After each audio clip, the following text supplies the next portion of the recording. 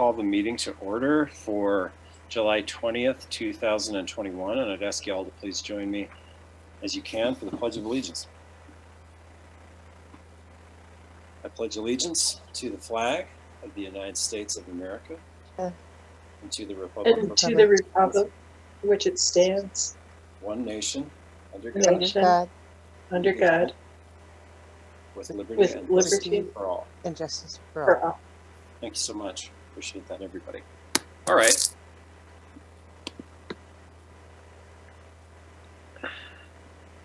City Clerk, can we have a roll call of the City Council members?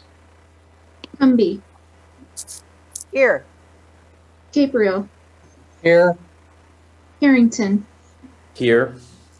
O'Doherty. Here. Schuster. Here. Somerville. Here. Pierce. Here. Weaver. Here. That's 8 present and 1 vacant, Your Honor. Thank you, City Clerk. Move to public comment on non-agenda items.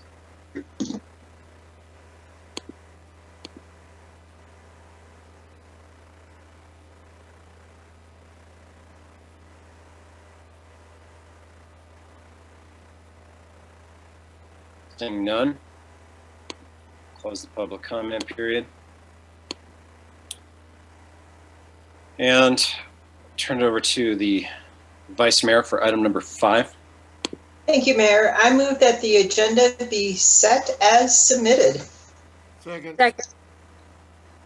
Motion and a second by Councilor Schuster, I believe. All those in favor say aye or raise your hand or both. Aye. Aye. The agenda is set. We now will move to item 6 on the agenda. We have a proclamation this evening, which I will read. And just by way of an orderly and easy to follow meeting, I know we have some discussion to come. And I see that the Albany County Public Health Officer, Dr. Jean Elias, has joined us. Dr. Elias, I'm wondering, and I'd like to give you the option to choose, if you would like to speak now prior to our proclamation, or if you'd like to reserve your comments and then discuss things with the council before the resolution, which is coming up in just a few minutes. Would you like us to do the proclamation and then provide you an opportunity to speak, or would you like to speak a little bit right now after the proclamation, as well as maybe answer a few questions when we get to the resolution? I want to give you the choice. Yes, I think I'd like to speak first so I can explain kind of where we're coming from with the proclamation. Be easier for you to understand, I think. Thank you. And this is why I wanted to check with you, Dr. Elias. I'd like to turn it over to you now to make whatever comments you'd like to at the moment.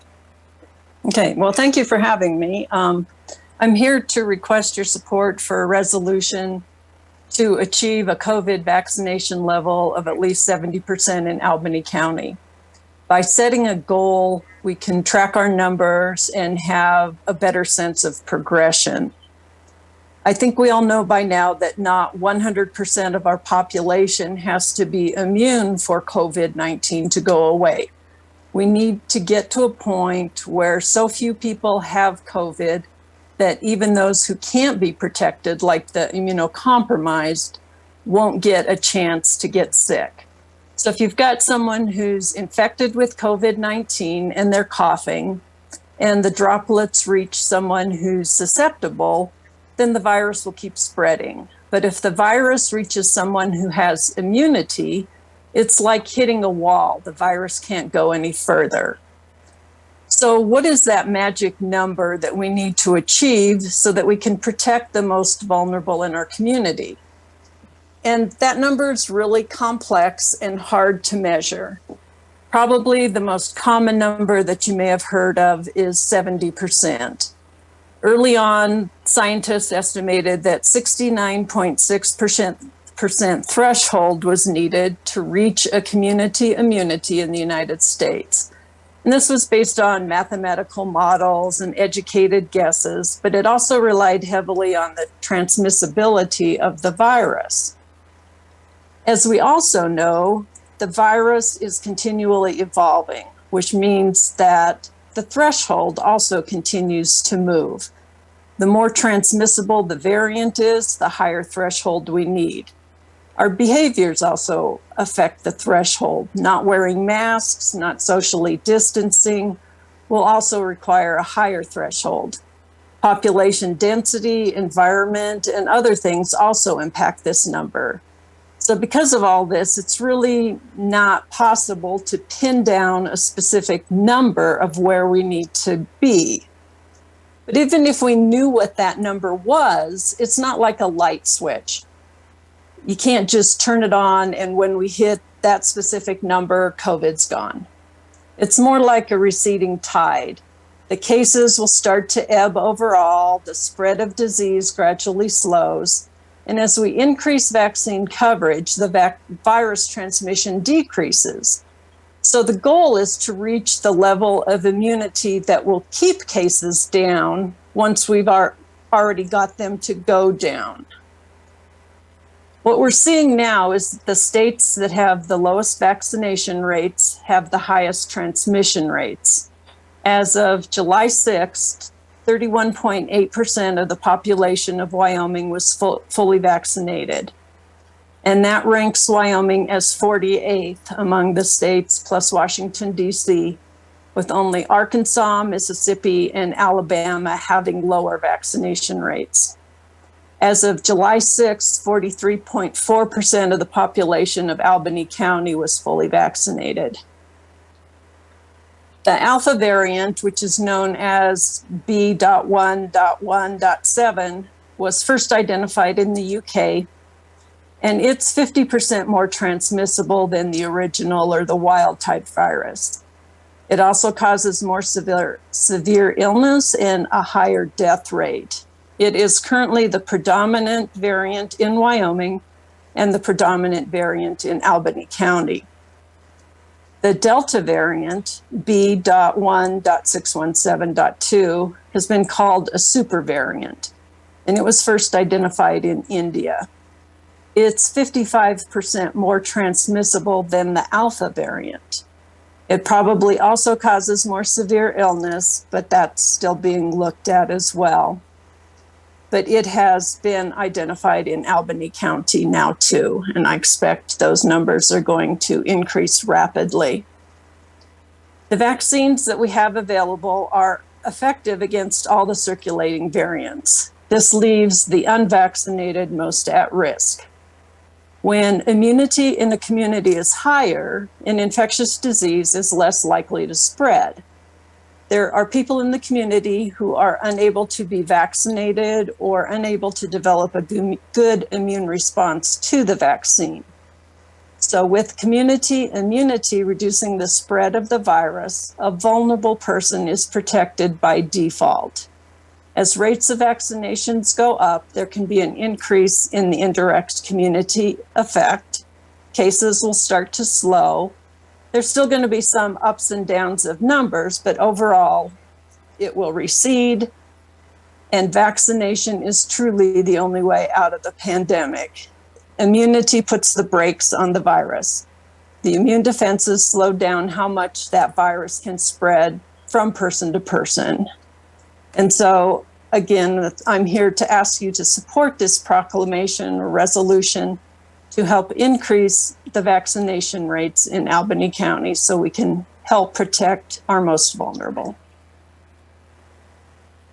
Thank you very much, Dr. Elias, and I appreciate your giving us the introduction and the background behind the proclamation and what will also be our item number 11 coming up very closely. And I'd respectfully request that you continue to join us for just a little bit longer in case there's some follow-up on that first regular agenda item. Thank you so much for being here. I'd like to read that proclamation into the record now. Whereas on March 11th, 2020, Governor Mark Gordon declared state emergency and public health emergency in the state of Wyoming in response to the worldwide pandemic. And whereas Governor Gordon's declaration of a state of emergency and public health emergency direct the Wyoming Department of Health to take all appropriate and necessary actions. And whereas the Wyoming Department of Health issued public health orders providing guidance and restrictions related to child care facilities, K through 12 schools, colleges, universities, and trade schools, as well as large gatherings. And whereas at the start of the COVID-19 pandemic, scientists estimated a threshold of 69.5% was needed to reach community immunity, which was based on mathematical models and relied heavily on the transmission rate. A higher threshold will be required as the pandemic evolves and more transmissible variants develop. Community behaviors also impact the threshold, i.e. wearing masks, socially distancing, etc. Population density, environment, and other factors impact that percentage as well. And whereas states with low vaccination rates have the highest transmission rates, as of July 6, 2021, 31.8% of Wyoming's population is fully vaccinated. Wyoming ranks 48th, with only Arkansas, Mississippi, and Alabama having lower vaccination rates. Currently, 43.4% of Albany County's population is fully vaccinated, and whereas the Alpha variant B117, the predominant variant in Wyoming, is 50% more transmissible than the original virus and causes more severe illness and death, the Delta variant, B16171.2, also found in Albany County, is 55% more transmissible than the Alpha variant and may possibly cause more severe illness and death. And whereas currently available vaccines are protective against the original virus and developed variants, leaving the unvaccinated at most risk. With increased community immunity, and infectious disease is less likely to spread. There are people in the community who are unable to be vaccinated or unable to develop a good immune response to the vaccine. With community immunity reducing spread of the virus, a vulnerable person is protected by default. As rates of vaccinations go up, there can be an increase in indirect or community effects. Cases will start to ebb overall, but there will be some ups and downs. Now, therefore, be it resolved that I, Paul Weaver, acting as mayor and president of the governing body of the city of Laramie, Wyoming, do hereby proclaim that the City Council supports the proposed initiatives of Albany County Public Health and the city of Laramie to achieve a vaccination rate of at least 70%, and encourage all residents in Laramie to get vaccinated and protect their families, friends, and neighbors from further spread of COVID-19 in Albany County. All right, folks. And we will have that signed and available for perhaps representatives of public health to pick up and keep with their other items, or disseminate it as it's indicated to us that it might be helpful. All right, we'll now move on, and we have one monthly staff recognition amongst the announcements and other announcements before that. Staff, other announcements, or are we straight to recognition? Mayor, there is one announcement from the Assistant City Manager's office. Excellent. Assistant City Manager Feeser, you're up.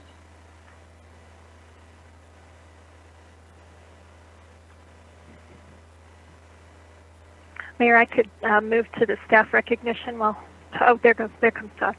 Okay. Honorable Mayor, caught me just a little bit off guard. I'm sorry. Honorable Mayor, City Council, just wanted to announce that the State AA American Legion baseball tournament is going to be held in Laramie on June 26th through the 30th. We've had a lot of fantastic things going on up at Cowboy Field that have been supported by both the American Legion program and the University of Wyoming and our own city staff. So just wanted to highlight on some of that American Legion parents have contributed to the efforts to improve the bullpens and to paint the bleachers, which is a fantastic improvement at the Cowboy Field. The University of Wyoming has contributed by repairing the concrete bleachers and repairing cement throughout the area and making the steps safer. And then city crews and staff have been working on field improvements, including a big improvement to the scoreboard, which is by far going to be the most notable improvement that anybody will see. But we're also working on improvements to the sound system and cleaning up the dugouts and the area around there and really putting our best foot forward for all the visitors from across the state that will be coming to Laramie during that time. So I would encourage you to pay attention and watch. We do have a very successful American Legion baseball team here in Laramie this year, and we're hoping for good things out of them, and looking forward to hosting this tournament. And I would be really remiss if I didn't give a big kudos to Mike Malloy and the athletic field crews for all that they're pulling out this year. And I'll be happy to answer any questions. Thank you for that, Assistant City Manager. Any questions for the Assistant City Manager on the American Legion baseball efforts? We always appreciate hearing about those high fives we want to give to the staff members that help these things happen. Okay, thanks. We really appreciate hearing about that. City Manager. Mayor, thank you. I wanted to present to you tonight our monthly staff recognition. Each month we recognize a rock star or an employee of the month that is hardworking, committed, reliable, passionate, and has a strong sense of ethics. And that definitely describes our rock star for this month. That is Jen Wade in the Administrative Services section of the city, excuse me. Jen was nominated and received some really great comments from many of her coworkers and supervisors and folks she works with here at the city. I really liked this particular quote from one of her coworkers up in the front of office here. She said, "Jen has a fabulous balance of futuristic vision, endless optimism, hard work, and great humor." And I thought that was just very straight on as far as what Jennifer contributes to the city of Laramie. A little bit about Jen. She was born in East Texas in an area called Arc La Tex. She has, this may be surprising to you, but she holds a bachelor's degree in anthropology. Not necessarily what you might expect from our lead numbers person here at the city. When she graduated with that bachelor's degree, she was actually working at the university bookstore as the assistant manager for financial operations there. She said she had a great mentor who was a CPA, and that really led her to go back to school and achieve her master's degree in accounting. She also incidentally earned the faculty award for outstanding master's student when she was completing her graduate program. So we definitely are pulling the best and brightest in here at the city of Laramie. Jennifer's been with the city since 2011. She says it was an unexpected gift to join our team here. And when she's not working on numbers, she's basically looking at the organization with this really broad view, probably brought from her anthropology undergraduate degree. She sees a story that isn't just about numbers, but involves people and decisions and organizational culture and history. And really the human side of our processes is something that she says most fulfills her in her work here. She's been married to her husband, Michael, for 21 years. They have a 15-year-old daughter and 2 really cute pups. And we would just like to celebrate Jen Wade this month. And she's joining us tonight. And I see Malia wanted to add something. Of course, our Chief Operating Officer, Malia Brown, is Jen's direct supervisor. Thanks, Janine. I just wanted to thank Jen personally for all the support I've gotten over these last 10 years under me, and she is going to take this organization far, and I appreciate everything she does for this organization and for me. Thank you. Thanks, thank you, Chief Operating Officer Brown and City Manager Jordan. Deputy Wade, this is always that time when we now ask you to embrace the awkwardness and say whatever you'd like to the city manager and your direct supervisor and the city council. So it's all yours. So, thank you, Mayor Weaver, and I appreciate hearing that I can embrace the awkwardness, because that is exactly what it feels like, and we all know that. But I just want to say it really is a gift and a privilege to have the job that I have, and I'm deeply grateful. And I also want to say, because I think this is true, is anytime an individual is recognized, we're actually recognizing multiple people, right?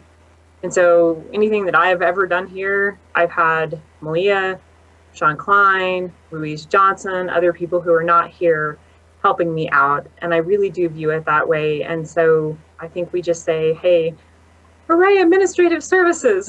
And thank you so much for the recognition. I really appreciate it. You're more than welcome. I want to say something, and I'll make it very quick. There are many occasions for people on the city council to answer questions from constituents and members of the public.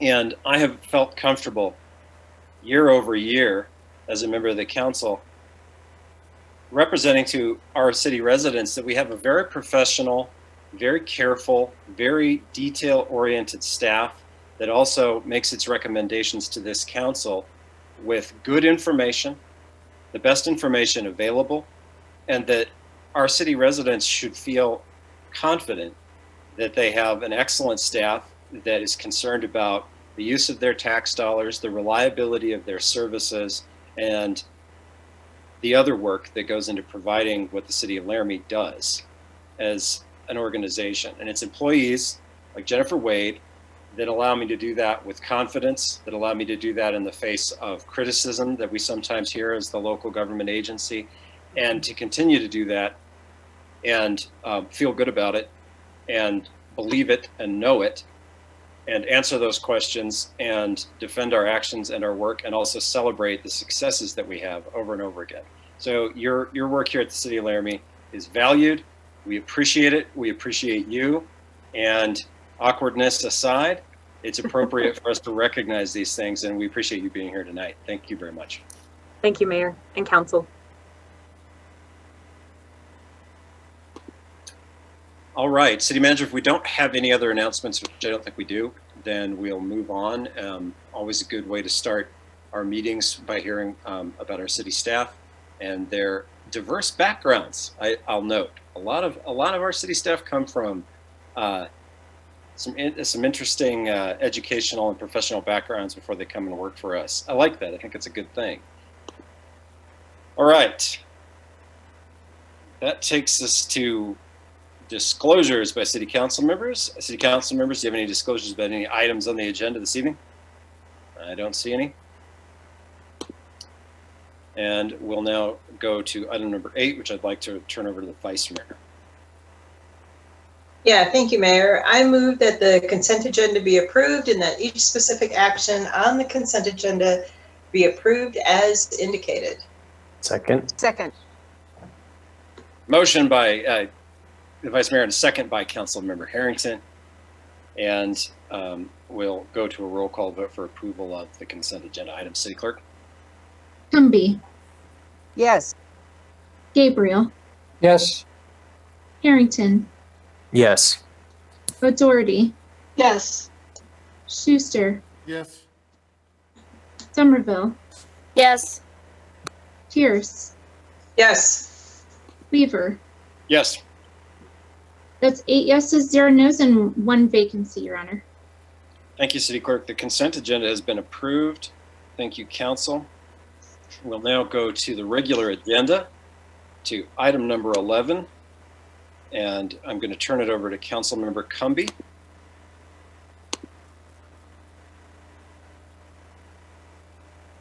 I move to approve Resolution 2021-51, supporting the proposed initiatives of Albany County Public Health and the City of Laramie to achieve a vaccination rate of at least 70% and authorize the mayor and city clerk to sign. Second. It's a motion by Councilor Cumbie and a second from Councilmember Harrington, with others very close behind. City Manager, I see that you've switched on your camera again, so that I'm going to recognize you for a staff background on this before we go further.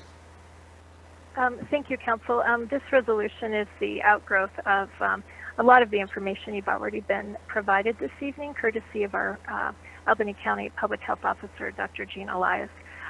There has been established a group of folks across the spectrum, including city government officials, county government officials, business representatives, and representatives from the faith community that's been meeting now for a couple weeks, working to try to move forward our efforts locally to improve our vaccination rate so that we're ready for probably a similar trend that similar to what we saw last year, which was with the return of many folks to Laramie in the fall. We saw our incidence of COVID increase as well. So with that, I have not much more to say, but Dr. Elias remains with us, and she may like to chime in, and certainly she is way more qualified to answer your questions than I am on this issue. Thank you.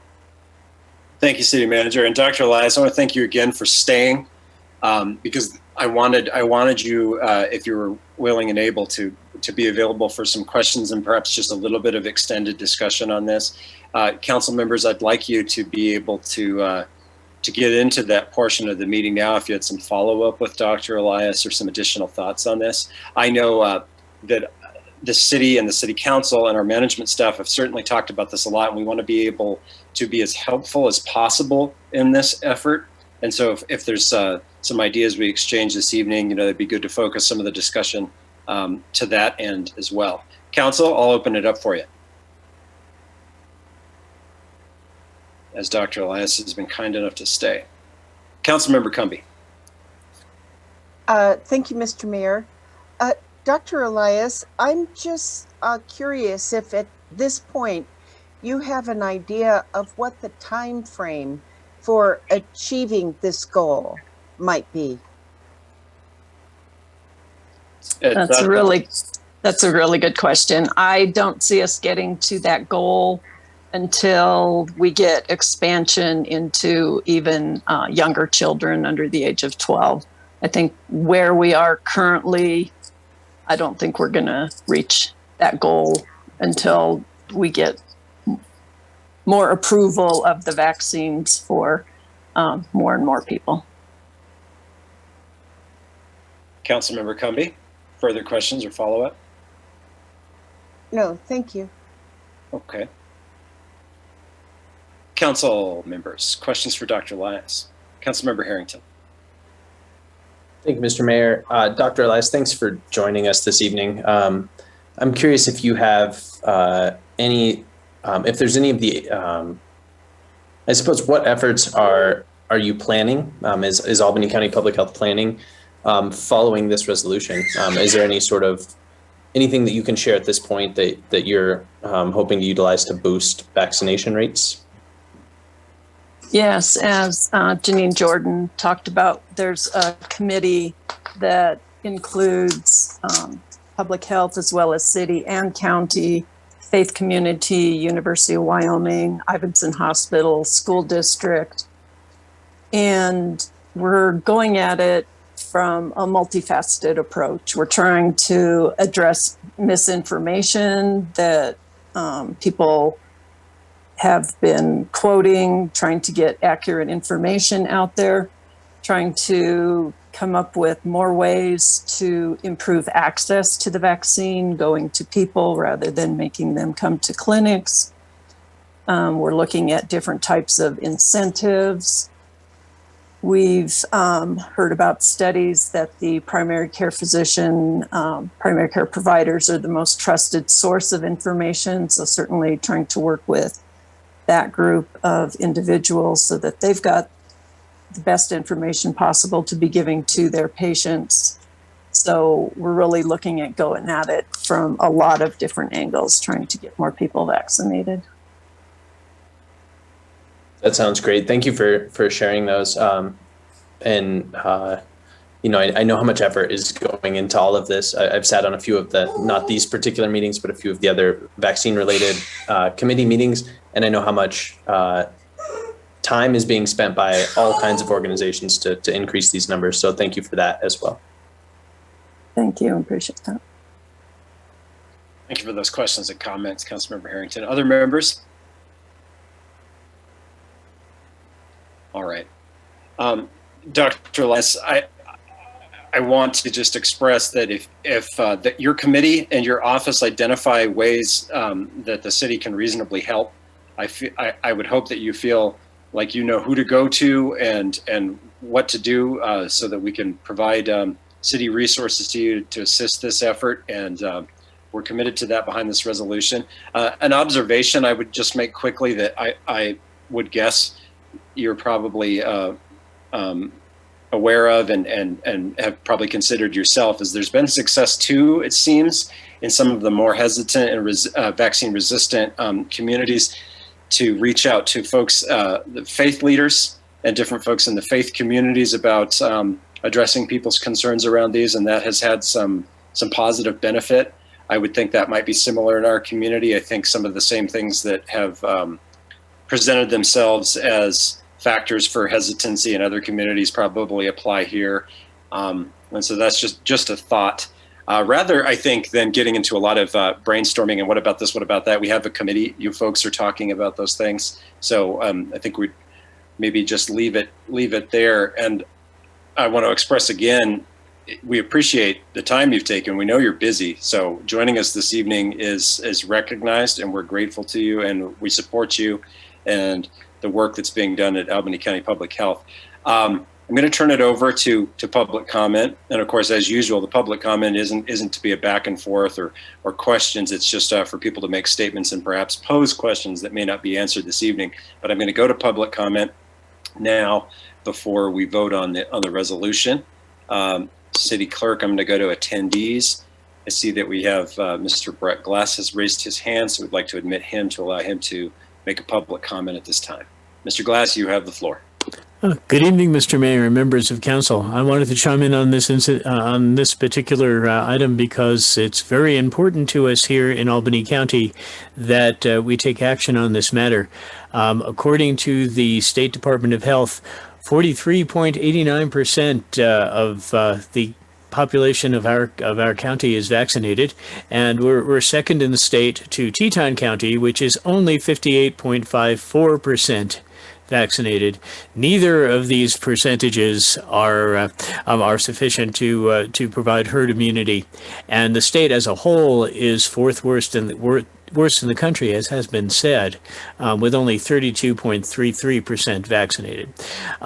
We in Albany County, though, face a particular concern, which is that in only a few weeks we are going to get an influx of thousands of teenage and 20-something students coming back to the University of Wyoming, an age group which tends to consider itself to be invulnerable, and many of whom will not be vaccinated, and likely bringing the Delta variant to us here in Laramie.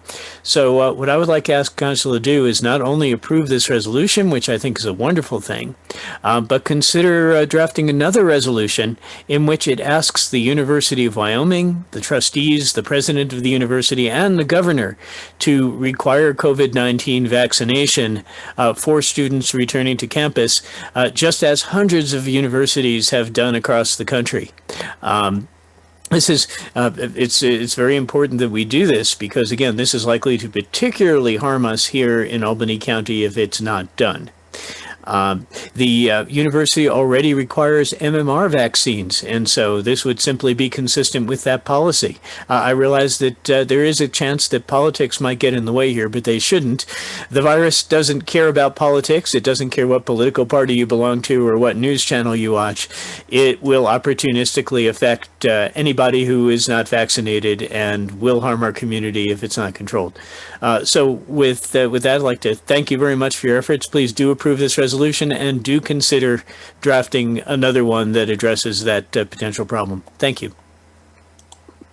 Thank you, Mr. Glass. Those comments are welcome, and we appreciate your making them. Council, one last opportunity for you if you have anything further, and then we'll move on. Again, our thanks. And our thanks to staff members, council members, and partners from local government and agencies for working on this issue and for continuing to work on this issue. Councilmember O'Doherty. I think we can express our ideas to Councillor Cumby or to our city manager, but I, for one, am willing to try to round up prizes if lottery type things help. Contributing to prizes like downtown gift certificates or rec center passes. So I'd be happy to help round up prizes. Thanks. Thank you for that. Thank you for that. Well, I think the only other thing I'd add to this just quickly before we close is I do believe this is a concern for the University of Wyoming, but I think that's a point well taken. And that I look forward to hearing more from them about some of the things they might be doing, some of which they've made some statements about in terms of their strategies to encourage vaccination and provide some incentives as well. And we support those efforts and hope that they're successful, and would support further efforts to that end, because they are such a large and important segment of our community, the University of Wyoming students that come here to go to school. Anything else, folks?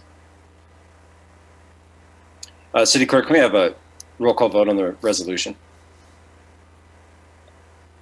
Humvee, Yes. Gabriel, Yes. Harrington, Yes. O'Doherty, Yes. Schuster, Yes. Somerville, Yes. Pierce, Yes. Weaver. Yes. That's 8 yeses, 0 nos, and 1 vacancy, Your Honor. Thank you, City Clerk. That resolution has passed. And we'll move on to item number 12. And that's going to be Councilmember Schuster for introduction. Councilmember Schuster. Thank you. The title is Amendment Number 1 for the Fee-for-Service Agreement between the City of Laramie, Wyoming, and the Laramie Chamber Business Alliance. I move to approve the amendment number 1 to the Fee-for-Service Agreement between the City of Laramie, Wyoming, and the Laramie Chamber Business Alliance, and authorize the mayor and clerk to sign. Second. So motion and a second from Councilmember Cumby. City Manager, are you here to provide background on the item? Thank you. Yes, I am. Thank you, Mayor. Council, the amendment number 1 would simply update the existing fee-for-service agreement between the city and the Laramie Chamber Business Alliance to reflect the funding amounts that you would award for the second year of this biennium. This was a purposeful move on the part of the city and LCBA when we entered into the 2-year agreement last year. We purposely reserved and set aside consideration of funding in year 2, knowing that we would be back in front of you this summer. So with that in mind, I will note that LCBA has satisfied the requirements of the fee-for-service agreement in that they are required to report to you annually. That report did occur last month. And I know that we also have the director of the Laramie Chamber Business Alliance with us tonight. So if you have questions for Mr. Enzi, he is available to answer them. LCBA has requested $70,000 for the second year. That is a decrease of $20,000 from the amount that you awarded and they requested last year. With that, I would stand for questions. Questions for the City Manager from the Council about this amendment? All right. I think I'd like to, City Manager, with nothing further for you at this time from the Council, I think I'd like to recognize Mr. Enzi. And of course, Mr. Enzi, we always appreciate the time that you provide us. Thanks for being here this evening. We appreciate it. If you have something you'd like to say or just make yourself available for questions, the floor is yours. Mr. Mayor, members of the Council, I just want to thank you again for your support of the organization. This is part of our continued step down, which in, let's see, I think 2 years ago we started, and the idea is that every year we'll reduce our the contribution of the city by $20,000 to free up some more budget for other projects in the city.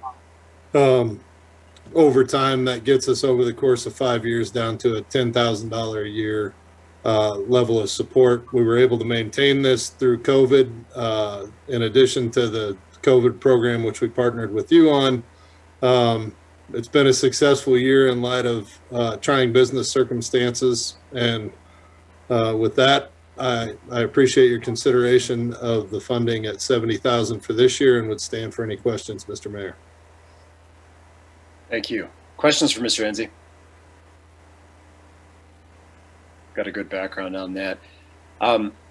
Doesn't look like we have any. I want to make a quick statement, which is that the effort is acknowledged, and the adherence to the agreement hammered out between the City Council and the Chamber for the gradual reduction here is appreciated. We know it's a tight fiscal environment all over the place. It's been a really rough patch for businesses. Government revenues are also in a period of uncertainty. So it's necessary for us to find areas where we can shift dollars around and move them towards other priorities, as you mentioned, Mr. Enzi. So this is a team effort, and it's a necessary thing to do. And it's certainly appreciated and acknowledged that your organization and the businesses that make it up have been able to continue to work towards those goals as well. It's I hate to say that, we appreciate it because it's a somewhat a feature of bad circumstances, but we appreciate the effort and the work that goes into it. And I think you identified very well that it's worth noting, even in a pretty uncertain time, people have been able to step up and we've been able to continue on with our plans as we made them. I think that's remarkable and I think it's a good thing. Let's see if there's a public comment about this item, and we'll come back one more time before we go to the vote.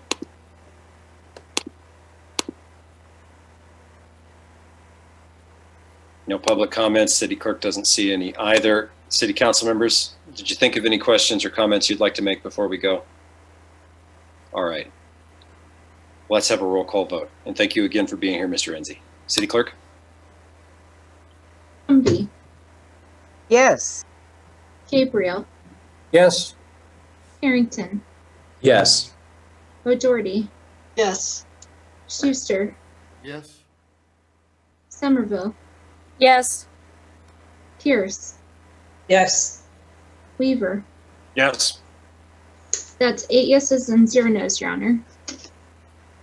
That motion carries. The amendment to the contract carries. Thank you. All right. We'll move on now to the next item, which is assigned to Councilmember Gabriel. Thank you, Mayor. This is the title, Original Ordinance 2029, approving the franchise agreement for cable TV services between the City of Laramie and Clarity Telecom, LLC. I move to approve on first reading, Original Ordinance number 2029, approving the non-exclusive franchise agreement for cable services between the City of Laramie, Wyoming and Clarity Telecom, LLC, locally known as Vast Broadband. Second? That was a motion from Councilmember Harrington. Thank you, Councilors Gabriel and Harrington. Chief Operating Officer Brown. Yes, good evening, Council. I just wanted to introduce, there's several people from the broadband company here tonight. Mike Harry is the COO, Rich Fish is the CEO, and Desi Stoops is the Vice President of Marketing, and I'll let them speak. Just an overview that this company came in. They are providing services in South Dakota and southwestern Minnesota and want to expand the services to Wyoming. They asked to see if we could bring more broadband cable services to the City of Laramie. They've already have been in Cheyenne and Casper and probably a couple other cities that they're going to try to do this also with. We took existing franchise agreement from Charter. We're not reinventing the wheel too much. There are probably some things that we changed with the engineering department on permitting and things like that. And Eric could definitely discuss any of those that you have issues with. But I'd like to turn it over either to Rich or Mike. Okay, great. Thank you, Malia. Mr. Mayor and City Council members, thank you so much for letting us join you tonight. We are really, really excited to be with you. As Malia mentioned, I'm Rich Fish. I'm the CEO of Vast Broadband, and I'm joined by Mike Harry, who is my Chief Operating Officer, and Desi Stoops, who is my Vice President for Market Development. I'll just give a brief introduction of who we are, and then more than happy to be at your disposal to answer any questions that you might have. As was said, my company, we are a broadband fiber to the home internet provider operating today in both South Dakota as well as Minnesota as Vast Broadband.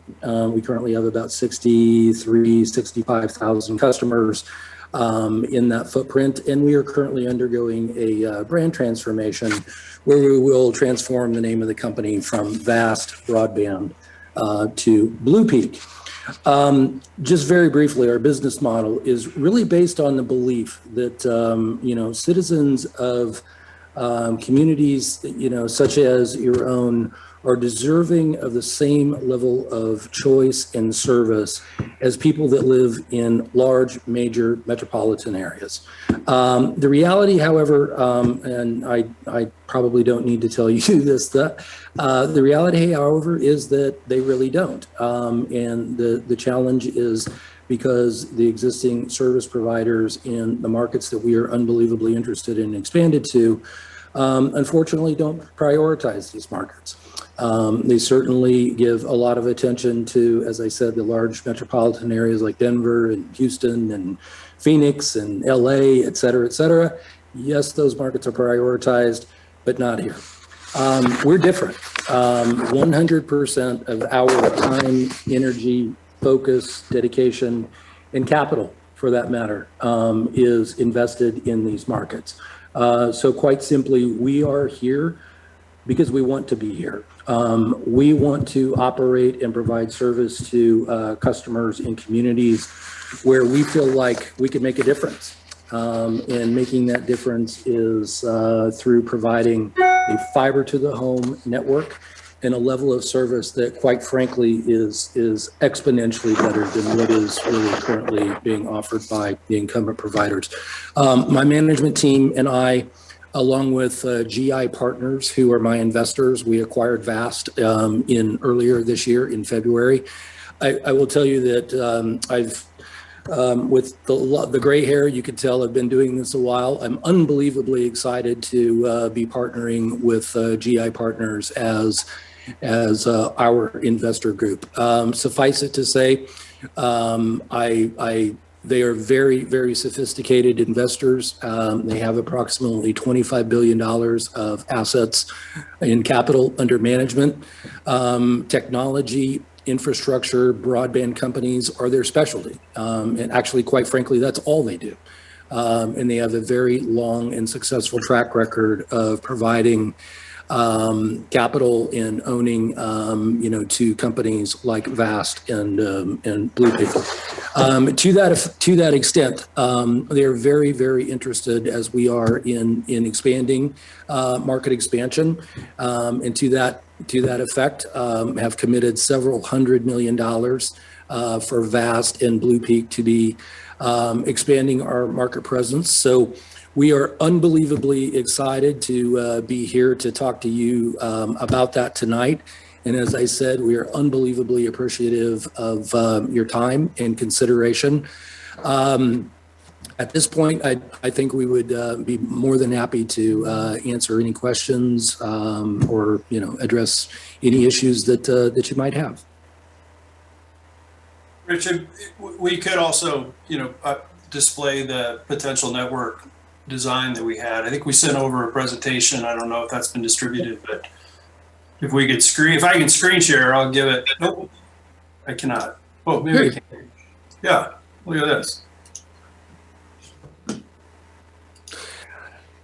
Go ahead, Mike. Why don't you dive in and just give a little bit of an overview at of the preliminary design, and then maybe just a little bit about the process.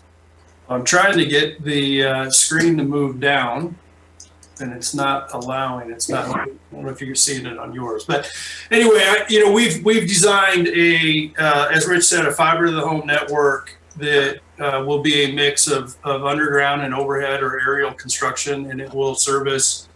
Right now, the initial phase is about 27,000 homes and businesses throughout Laramie. It's about 120 miles or 110 miles of fiber that we'll be constructing. The speeds that we'll be offering will probably start at a minimum of 500 megabits and go up to potentially 5 to 10 gig to a residential customer, as well as 10 to a commercial. So we're excited. We've been in, there's a timeline on page 8 of the presentation where we start with the high level design and the franchise agreement. We're in the middle of the process with the franchise agreement. We have done the high level design. That was the map back on page 7. And we actually were out in Laramie for a meeting with some of the folks in the local office there from a planning department perspective, talking about our build and what's going on in the city, and we really like to get up front and collaborate as much as possible as we get started on the construction. So we're excited about it. We're thrilled to be there.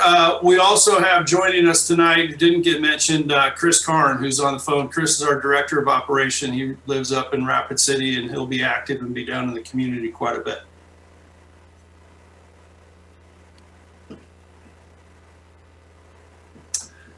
Yeah, that's just highlights the phases, the kickoff meeting that we already had. We'll probably come back in. We'll get some folks, some engineering teams in to walk the plant, the potential build area, and ensure that our initial design is accurate and make any changes we need to make. And then the next page just gets into a kind of a communication plan as we start the construction, how we keep the city informed and the residents and keep them up to speed with everything that's going on as we're out there building. Okay. Mr. Harry, I just want to make sure you've had enough time to give your overview. Yep. I said it would be brief, so. Okay. Yeah, thank you, Mr. Mayor. That's plenty of time for me. Okay, and we appreciate that, and we appreciate the overview and the other comments here. I see that also, City Council, that Chris Karn is here, and I don't know if he'd like to add anything. I want to give everybody a chance.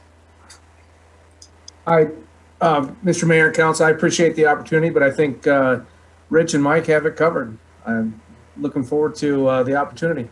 Thank you.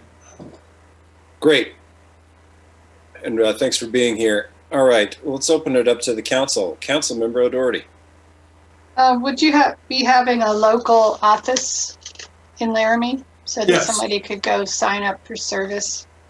Yes, we would. We think it's an important part of what we do and what we believe in, to be part of the community and to be local and ensure that we have a store and a presence. Thank you. Other questions? I'll go in order as I see the hands come up, and that's going to be Councilors Somerville and then Harrington. Thank you, Mr. Mayor. I have two questions if I can. So I'm looking at your deployment map here, and I do see a lot of aerial on there, and I know that's something that the city has struggled with for a long time. And I do see in the franchise agreement that you guys are prepared to put that underground if that becomes necessary with the other utilities, but it's your intent to put those up aerially for the Yeah. blue areas? If we have access to the aerial in poles, we would prefer to put it on poles, and if we don't, we evaluate that. And in some cases, we just make decisions to go underground if it's the right thing to do in the way that we're constructing and where we are in the build at that time. So we'll do both. But I do appreciate that. One of the things we're famous for here is our wind, if you haven't experienced it yet, and it tends to rock things that are up in the air, which always gives me cause for concern, especially out in West Laramie. What does the deployment across the city look like in terms of, certainly I'm concerned, I'm from Ward 1, which has 3 distinct wards, but one of them is West Laramie, where we have a lot of low-income residents that I think would appreciate the competition. So I'm wondering what does that deployment look like across the city? Well, in the map on page 7, we're planning on building the city. I mean, there may be some pockets that from a density and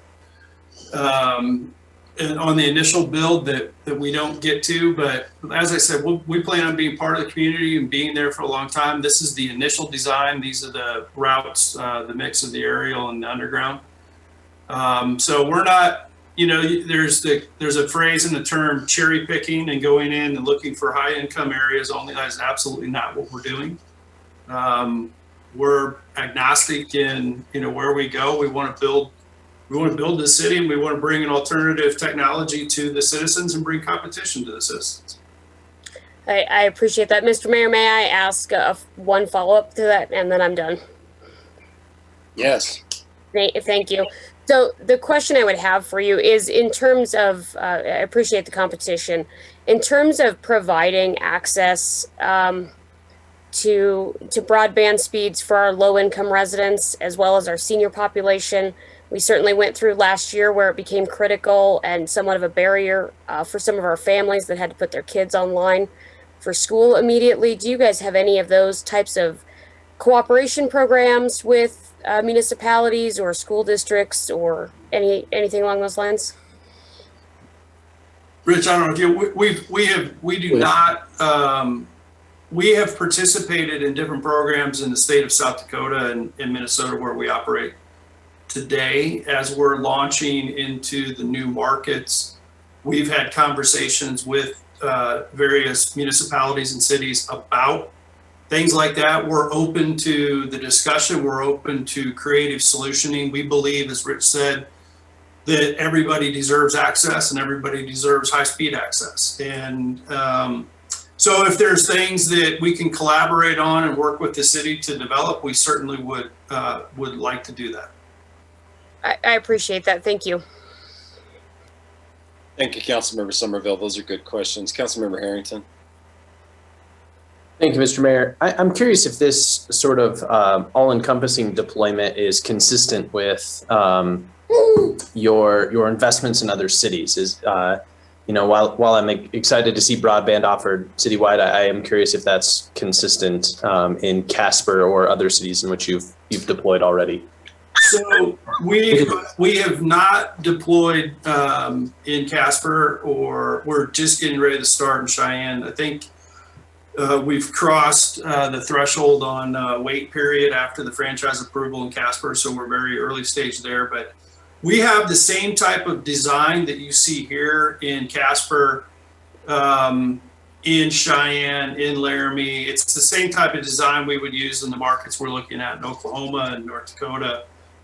So yes, we look at broad coverage. Our market in Rapid City, where Chris is today, is kind of a legacy network, legacy market for us. And we have near ubiquitous coverage in Rapid City. We're actually deploying fiber to the home right now in Sioux Falls to expand our coverage into a broader part and broader area of the community there. We had about 25 or 30% coverage. Our goal is to get it north of 80, 85. Great, thank you. And Mr. Mayor, could I ask one more question? I'm curious if you intend to compete only at the fiber to the home or sort of broadband or like fiber speeds, or if you intend to compete at those lower level speeds as well, the 25 megabyte, 50 megabyte levels. Well, I think Rich wants to chime in. He hates when I No, I was just going to say we're still working through basically our kind of the final iterations of pricing. But to be perfectly honest, what we think, and as Mike said, with a fiber to the home technology and an access medium, that gives us really the opportunity to be able to offer an unbelievably compelling value proposition from the standpoint of speed coupled with service coupled with price. So as Mike said, we will have some smaller, speed offerings. They probably won't be headline advertised, service offerings, but those will be available. But really, the idea would be to have a minimum offering, as Mike said, of approximately 500 megabits per second, going up to above 5 to 10. However, but that price point that we are talking about is a price point that consumers are currently paying for something that is a fraction of that download speed. And with fiber to the home, you have symmetrical bandwidth from the technology where upspeed, downspeed, upload, download is exactly the same. So in saying 500 meg, that's not by any stretch of the imagination meant to imply that we're coming in with a very premium offer as a base, as a base package that someone would need to acquire. Quite the contrary. It's going to be very affordable and something that they're probably paying now. So, but more to come as we finalize that. Yeah, that's great. And Mr. Mayor, if I could just add a comment. I think, Rich, I think you read the subtext of my question well there. The end of your answer was exactly what I was kind of curious about. So thank you so much. Of course. Okay. Thanks for those questions, Councilmember Harrington. Councilmember Gabriel, thanks for your patience, and I hope I didn't miss you earlier. And of course, if you have more than one question you want to ask, feel free. Oh, no, thanks, Mayor. I appreciate it. I just wanted to pass along a little frustration from the Albany County Tourism Board. I'm a liaison to that board. Yesterday in their meeting, we found out that they recently moved, set up internet and phone service on their new location, and they waited 12 days for service. So they, as a tourism board, without service for 12 days, internet and phone. Very frustrating. Finally went to the Public Service Commission, got something going. And that was one of the companies here in town that I won't name, but very frustrating. And as you can see, coming into a city like Laramie and Albany County, hopefully this is going to provide some needed competition. I appreciate your efforts. Thanks. Thank you, sir. Thank you. Thank you, Councilmember Gabriel. Any other questions for the representatives or the city staff? I have one, and it's along the lines of corporate culture for your company, which is that, like many communities, and this probably won't surprise any of our guests, we have a fairly strong network of nonprofit agencies that provide a variety of public services in specific areas. Yep. And we always encourage businesses that are coming in here to make themselves aware of that, familiarize themselves with those agencies that the city partners with to provide services to a wide variety of folks and assist with different needs. Do you folks have a strong corporate culture of partnering and helping to support nonprofits in the communities where you operate? And could you, share a little bit about that? Sure. Mr. Mayor, thank you for that. Actually, if I could ask if there is someone on the city council that would serve as a point of contact for me for a deep dive follow-up on that. The short answer to your question is this functions best in our business model, like I said, is very much about we want to be local. Being local is not saying you're local. Being local is being local, making investments in the community, having a long-term approach, having, understanding the vision of the folks that are invested in the community, et cetera, et cetera. I'm not a native son of Laramie. I'm a native son of a little bitty farming and ranching community in Nebraska named Superior, Nebraska. So I wouldn't begin to say that saying one meeting is a local approach because I know differently. So the way that, we do this, the way this operates most effectively, like I said, is where we are local, and that is making those types of investments in the community. So that's a big part of our corporate culture. It's a big part of, one of the reasons why I actually wanted to be involved in this situation. If you would suggest, I would like to actually have a follow-up meeting with whoever you think might be best positioned to have a perspective on where we could, really understand the lay of the land and potentially lean in.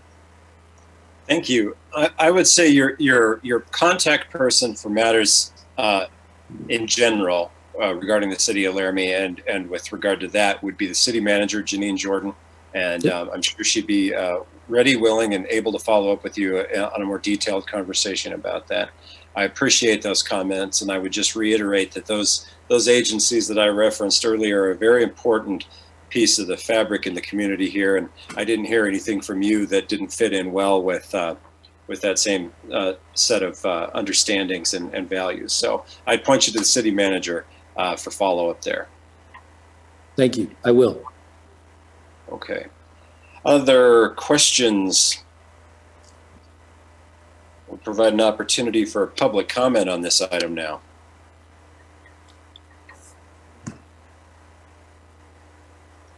City Clerk, I don't see any hands up. Okay. Council, one last chance. City Clerk, can we have a roll call vote on the franchise agreement? Humby, Yes. Gabriel, Yes. Harrington, Yes. O'Doherty, Yes. Schuster, Yes. Somerville, Yes. Pierce, Yes. Weaver. Yes. That's 8 yeses, 0 nos, and 1 vacancy, Your Honor. Thank you, City Clerk. And that motion carries. And we appreciate you folks for joining us this evening and answering those questions and your willingness to dig in and provide us some detail. And we look forward to maybe some more questions in the future. And we look forward also, in a very real sense, we look forward to having some more service providers available in that important area. Thank you very much. Absolutely. Thank you so much for your time. Thank you. All right, that takes us now to item number 6. Nope, I believe it's item number 14. And that is Councilmember Somerville. Thank you, Mr. Mayor. I move that council approve a new secondhand dealer license for Godhead Gallo located at 1075 North McHugh Street, Laramie, Wyoming, for the period of June 29th, 2021 through June 28th, 2022. Second. I think that was Councilmember O'Doherty that time. You guys are pretty on the spot with the seconds, but that was Councilmember O'Doherty. So we've got a motion and a second. City Clerk, I see that you've unmuted. So are you going to provide some background on this one for us? Okay, great. Thank you, Mayor and Council. The item before you is the first time application for a secondhand dealer license. Ansel Fessep has applied for a secondhand dealer license to sell greeting cards, drawings, and sketches online. All of his sales are to be online as he is currently not zoned for a storefront location. So with that, if the council has any questions, I'd be happy to answer. Thank you, City Clerk. And I did look through the material for that on the agenda, and I'm glad you pointed out that this is really just the city's acknowledgement and approval of the home business operation, since they don't have that zoning, but they might be doing some commercial activity. Other questions on this? Well, we support people in their home business ventures. Hope this one works out. We'll see if there's any public comment on this item.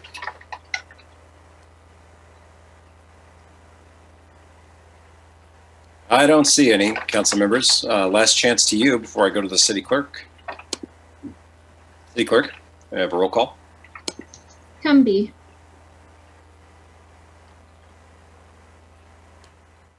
Yes.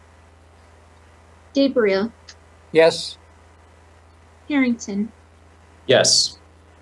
O'Doherty, Yes. Schuster, Yes. Somerville, Yes. Pierce, Yes. Weaver. Yes. That's 8 yeses, 0 nos, and 1 vacancy, Your Honor. Thank you, City Clerk. That motion carries. We wish them luck. Thank you, Council. Let's move now to item number 15. Councilmember O'Doherty. I move to approve a right-of-way easement with Carbon Power and Light Incorporated for a 35 kilovolt overhead transmission line across the Monolith Ranch in exchange for the installation of a pad mount transformer at the ranch headquarters, and authorize the mayor and clerk to sign. Second. Awfully hard to decide who is seconding these motions. That was Councilmember Schuster, the chair will declare. And I see we have a variety of staff members, but it looks like Mr. Parkin here to give us background. Welcome. Good evening, Honorable Mayor and Council.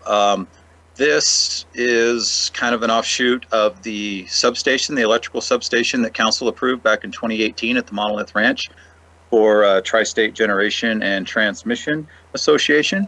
When the easement, that 99-year lease, was given to Tri-State to build that substation, there were also subsequent transmission line easements given to get the power in and out of that substation.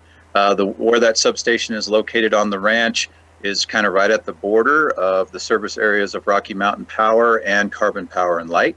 So we have transmission lines that go off in one direction to Rocky Mountain Power, and then across the Monolith Ranch, we have a power line or transmission line that was put in place back in 2018 for Carbon Power and Light. So then back in 2019, Carbon Power and Light initially approached the city to put in a second transmission line to further their carrying capacity. This concept was ran through Monolith Ranch Advisory Committee. It was approved through them. It was also ran through our grazing lessee, Bear Livestock, who gave it their approval as well. And as part of these negotiations, at the Monolith Ranch at the headquarters, those of you that have been out there, we have pretty rough electrical service around the buildings and the barns and those types of things. And so Carbon Power, in exchange for this second power line easement, offered to put a pad mount transformer and a 200 amp service in at the headquarters, which is an estimated value of $7,850 in exchange for the easement. So if you look at some of the paperwork that was before you, some of it has the date of 2019. This originally came to us in 2019 from Carbon Power. It stalled out a little bit, but now they're back. They've got the line staked, and they're looking for this additional transmission line easement. Here with us tonight, we have Jim Beckman, who's the Director of Engineering for Carbon Power and Light based out of Saratoga. And he is certainly able to answer or add anything that I missed. And with that, I'll just be here for the discussion or any questions. Thank you, Mr. Parkin. Ms. Beckman, welcome. Would you like to add anything to that? Mr. Mayor and Council, thank you for hearing us out tonight. I would like to add a little bit. So the original line that we ran across the Monolith Ranch is a distribution double circuit that feeds everything in the Highway 230 area and down to the Tice siding. That includes the facilities at the ranch. The line for which we're requesting the easement tonight is to tie back to our big Laramie substation that then enables us to feed our whole portion of our service territory there. Originally, the route of that line was intended to go straight north out of the substation. We ran into some right-of-way issues, and that is how the discussion began with Darren and the Monolith Ranch Committee and Bear Livestock. So that's what we bring to you this evening. Thank you.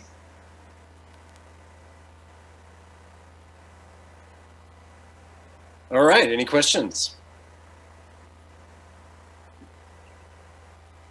All right, I'm not seeing any. Let's see if there's any public comment on this issue. It was good background. I think you guys explained it well for the council. Public comment? Seeing none. Council, all right. City Clerk, can we have a roll call vote on this item? Humby. I'm sorry, was that a yes? Yes. Gabriel. Yes. Harrington. Yes. O'Doherty. Yes. Yes. Schuster. Somerville. Yes. Pierce. Yes. Weaver. Yes. That's 8 yeses, 0 nos, and 1 vacancy, Your Honor. That motion carries. Thank you very much, Mr. Park and Mr. Beckman, for being here to join us. Council, I'm going to have to ask your permission to excuse myself for just a moment and turn this over to the Vice Mayor and also City Clerk, just to let you know I'm having a small domestic canine-based situation. I beg your forgiveness. Vice Mayor, over to you. Thank you. I'll just go ahead and go ahead and introduce item number 16. I move that City Council approve the memorandum of understanding between Bird Rides, Inc. and the City of Laramie for the provision of a stand-up electric scooter sharing system and authorize the mayor and clerk to sign. Second.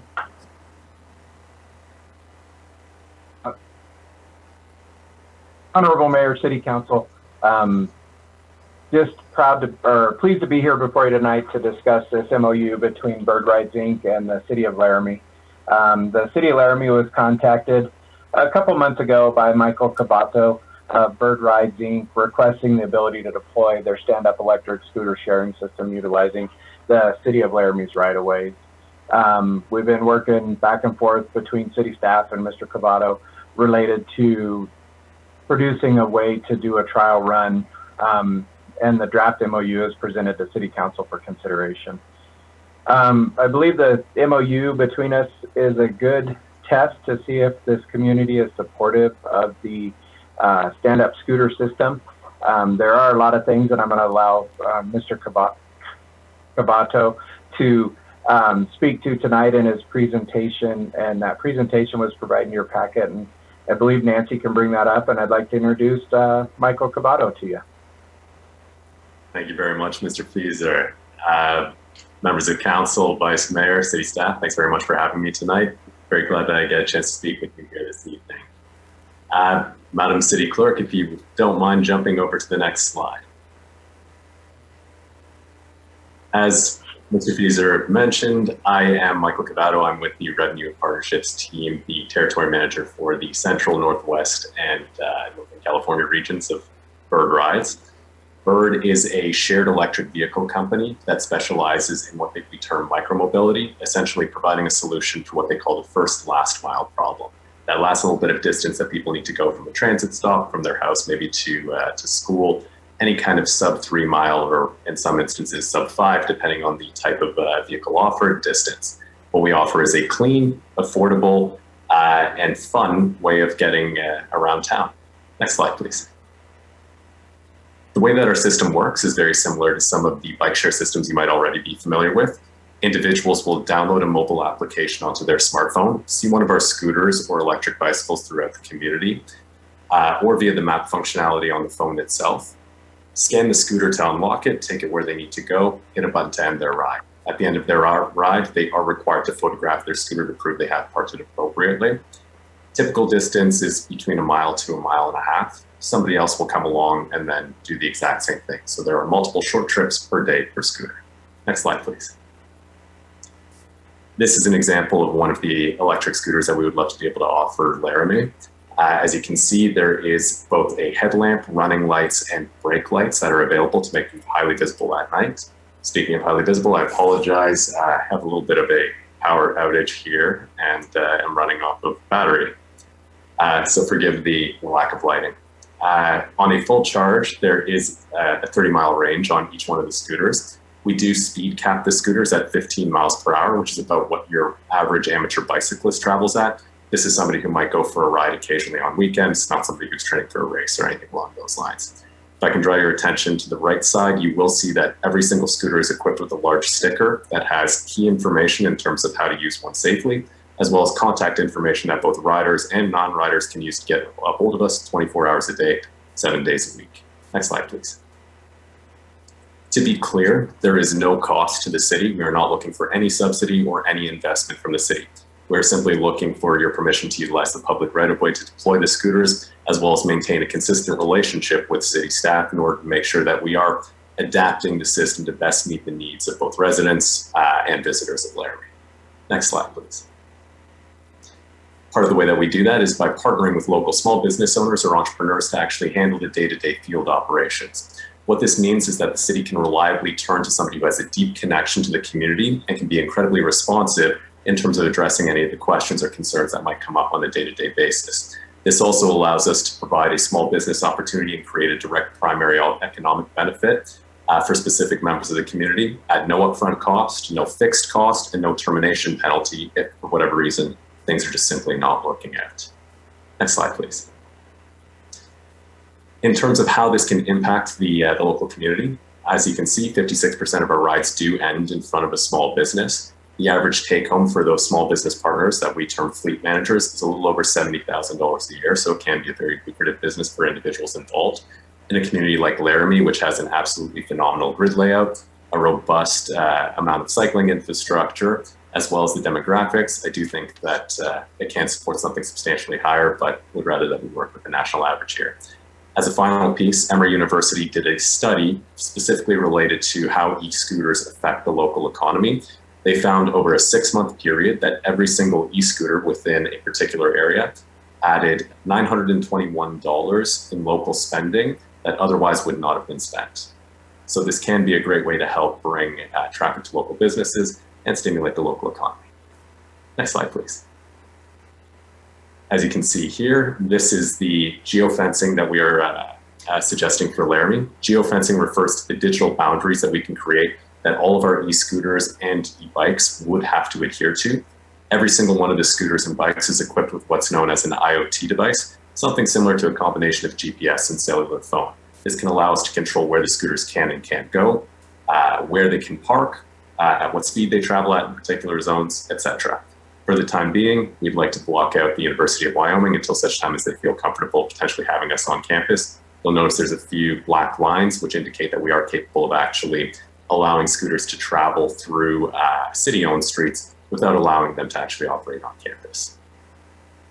In terms of the suggested number of vehicles, I believe somewhere between 75 to 100, of which 70% would be active at any given time, would probably be the appropriate place to start. Gives you sufficient density for people to be able to see the benefit of having one of these systems within the community without overwhelming the city with having too many all at once. Next slide, please. From a technological perspective, we were the first company to offer shared electric scooters and are now probably the largest in the world, active in over 300 cities globally. What that means is that we have significant capacity in terms of what we can do from a product standpoint. You're seeing here our geofencing and geospeed capabilities, which I mentioned earlier.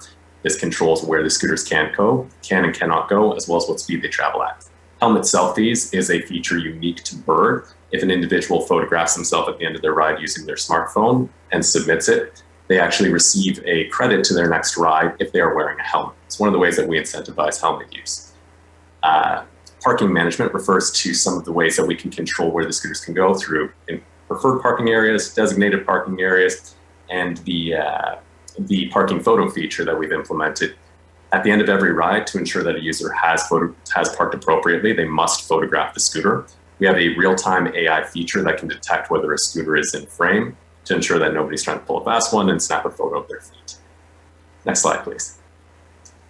Warm-up mode is available on some of the make models of electric vehicles that we offer. What this does is it reduces the maximum speed of the scooters for new users until they're a little bit more confident and a little bit more comfortable. It's one of the ways that we try and make the system as accessible as possible to the broadest range of individuals.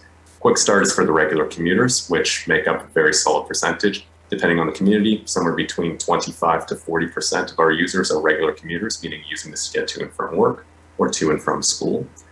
This allows them to simply activate a feature within their phone and approach the nearest scooter to just walk on and get where they need to go. And next slide, please.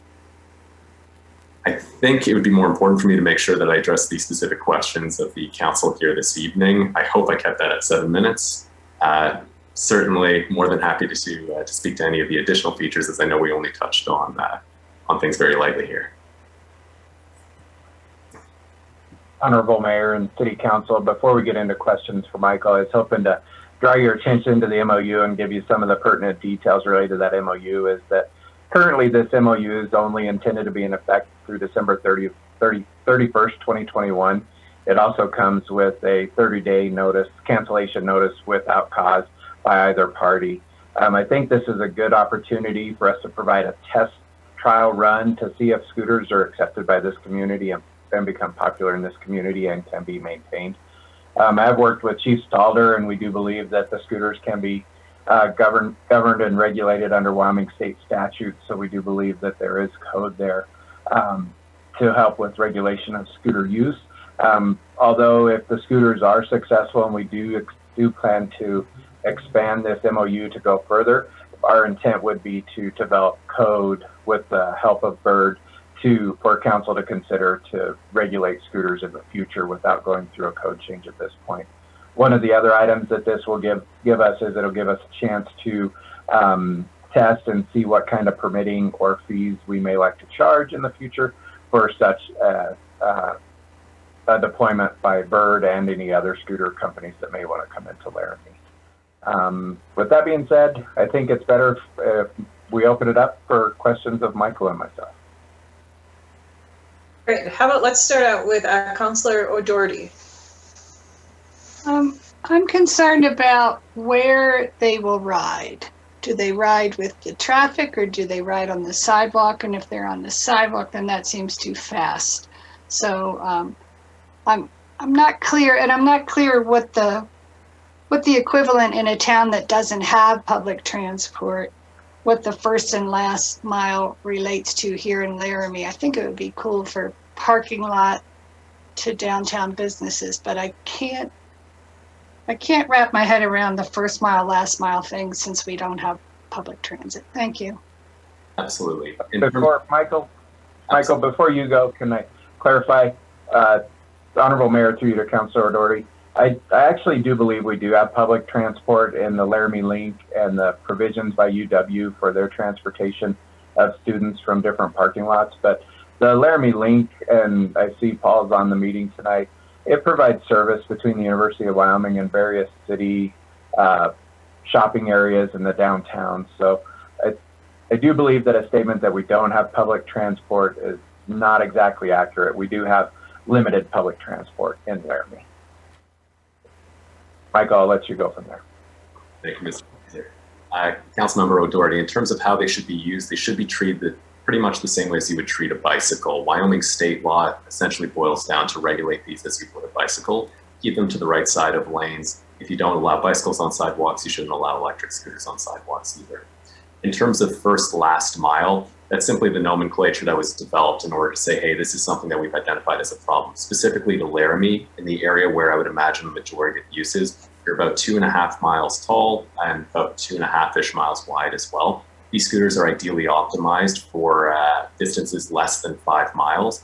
That means that somebody could actually use this as an alternative transportation option in their day-to-day, rather than an automobile if they simply said, hey, this is a more fun, a more convenient, or even a more cost-effective way of getting around. Thank you. Thank you. Thank you. Councilor Schuster, why don't you go next? Thank you. I have a couple of questions, so we'll see what happens here. Are they insured? I don't want to sound bad, but I'm kind of like Aaron O'Doherty. I'm afraid that they're going to act like a pedestrian. They're going to ride on a crosswalk, and a bicycle is not a pedestrian, so these would not be a pedestrian. What happens if they strike someone? Are they insured? Excellent question. We carry a substantial general liability policy that would trigger in the event of a claim. All those are assessed independently by our insurance company, obviously, same way as any insurance claim. Having said that, we would add the city as an additional insured on our GL policy to afford an additional level of protection for the city. Further, within the MOU, there is some indemnification language that further removes the city in terms of the level of responsibility. Given that we have been active in a substantial number of cities, a little over, I would estimate around 200 in the United States alone at this point in time, we've had some experience in making sure that we can build something out that's very fair. And then we have a couple questions. We said they'd be stored where they could pick them up. Is any of that going to be on a city sidewalk? I kind of want to know where they're going to be stored. I don't really want them in a huge area. How's that sound? Great question. So, Councilman Schuster, in terms of storage, that's actually done outside of the public eye in a private location via our fleet manager. That's that local member who will take them to a central location, charge them there, bring them back out again when they have a full charge. When they are deployed, meaning when they are put around the city in a varying pattern, they would be deployed in what's known as the boulevard strip, the area between the sidewalk and the curb where available, or at the edge of a sidewalk if the sidewalk was large enough. Every single scooter is equipped with a kickstand, so it is self-standing. Some of our mid-make models also have a double kickstand to make them very resilient in terms of the Laramie wind. This means that there's very little risk in terms of them overwhelming the sidewalk. We never deploy them in, groups of 10 or 20 or anything along those lines. As a final piece, and I know I'm rambling, every single scooter is going to be checked on multiple times per day by our fleet manager, who engages in what's known as rebalancing. It's a fancy word for saying moving the scooters around from places where people have ended their ride back to good locations where they're likely to be used again. Okay, one last question, then I'll quit picking on you. We have several really nice walk, jog, bicycle trails, and the signs that lead right onto them say no motorized vehicles on these trails. Will this be stickered on there that this is not allowed on a non-motorized trail? Even better, we can actually digitally create a boundary around the trails that you're referring to. I'm imagining the one by the river specifically. That will cause the scooter to slow down to 1.5 miles per hour. It'll start beeping and flashing, and the user will get a notification on their phone telling them they've entered an area they're not allowed to use the scooter. They will not be able to end their ride until they have exited that area. That should prevent anybody from getting onto the trail. Or if they do, making it so slow that you'd have to walk beside it. Okay, thank you very much. Glad to hear it. My pleasure, council member. Thank you. Councilor Somerville, I believe I saw you with a hand raised as well. Thank you, Vice Mayor. So I'm generally intrigued by this idea, and I love the idea of a pilot project. We've heard tons and tons about scooters, good and bad, across the country, right? So my question is specific to the map that you guys have, and I understand the core of where you guys think this will be used, but I noticed on the east end, it cuts off before, if I'm looking at the map correctly, and I stand to be corrected, it looks like it cuts off before you would get to like the Laramie Rec Center. You certainly can't get to Walmart. So that East Grand corridor, the high school's up there. So there's some things up there. And so I just wondered if you could talk to a little bit about that, or Assistant City Manager Feeser, however you guys came up with this map. Honorable. Sorry, go ahead. Oh, you mind? Honorable Mayor, through you to Councilor Somerville. We actually haven't really evaluated the map fully, and some other suggestions just in from staff as we've looked at it is we've got the Sherman Hills property that's going to be connected by a new pathway that Laramie Valley Chapel is going to be building that connects to the Walmart, and probably connectivity to the Walmart and connectivity to the rec center and the high school will be vital, that maybe that Bird doesn't know about at this point. And to tell you the truth, quite honestly, I just haven't been able to evaluate the map. I also want to make sure and evaluate the reaches into West Laramie, which is very vital to me to make sure we have good reach into West Laramie. And I think that it's just a matter of refining the map. I will tell you that my initial work with Michael and the Bird family has been fantastic response, quick response, and understanding and realizing that, this is a new market and a new venture for us, and they've been very, very good to work with so far. Thank you. I appreciate that. And I guess I would say to that, I'm certainly willing to venture into the trial period as you guys continue to work on the map. I think that's a great way to do it. Thank you. Okay, council members, anybody else with a question? Let's go with Councilor Harrington. Thank you, Vice Mayor. How is the location selected, and is it are we able to modify it as needs of the community change, and even on a shorter term basis? Say there's an event or something of that sort.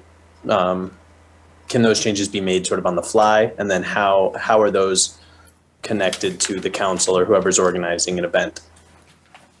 Absolutely. Part of our process would actually be assigning what we term a city relationship manager for Laramie. This is an internal individual at Bird that will help monitor the day-to-day performance of the fleet, provide access to real-time dashboards that all city staff can use to monitor where the scooters are, the performance, the utilization, start endpoints, etc. This individual can work with city staff to implement temporary geofencing for special events like a parade, maybe a street festival, something along those lines, to prevent the scooters from ending up in a place where they might present a bit of a nuisance. It takes us about 15 to 20 minutes to update the geofencing, so certainly it's something we can do very dynamically. What I'd ask is if you can give the relationship manager 24 hours notice, I'm sure they would be very much appreciated. That's great. Thank you. Thanks, Vice Mayor. Thank you. I believe Councilor Gabriel had a question. Thank you, Vice Mayor. Michael, thank you for your presentation. Very thorough and right to the point. I appreciate that.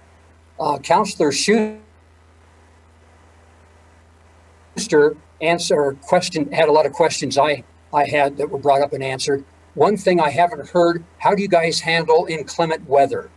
Road, snow and sleet on the road with, October coming up here shortly. How does that handle? Absolutely. We operate in a number of northern markets, including northern Canada, the Scandinavian countries, so we're very accustomed to inclement weather at this point in time. Our local fleet manager will collect all of the scooters before any weather event, bring them to a central location, store them. If for whatever reason there's a weather event that was unpredictable, that causes an environmental condition that might not make it appropriate to use the scooters, we can digitally shut down the entire fleet to prevent anybody from accessing them. It's just a flip of a switch, a digital switch. And what really starts an inclement weather event in your mind? It can vary. Typically, anytime that we think snowfall is going to happen, or if there's any kind of temperatures below zero, usually that would indicate that you're probably going to be seeing a little bit of frozen water somewhere. Probably not a good option. I think the people, generally speaking, in Wyoming are a bit hardier than the people in Southern California who first saw some of these scooters. So certainly I expect that we'll still see some utilization in 50s and maybe even high 40s. But beyond that, it's probably a good idea for us to bring the scooters to that central location and then maybe redeploy them when the weather's more appropriate. If that happens to be next week, great. If that happens to be in the springtime, should the city wish to continue with this initiative, then it would be the springtime.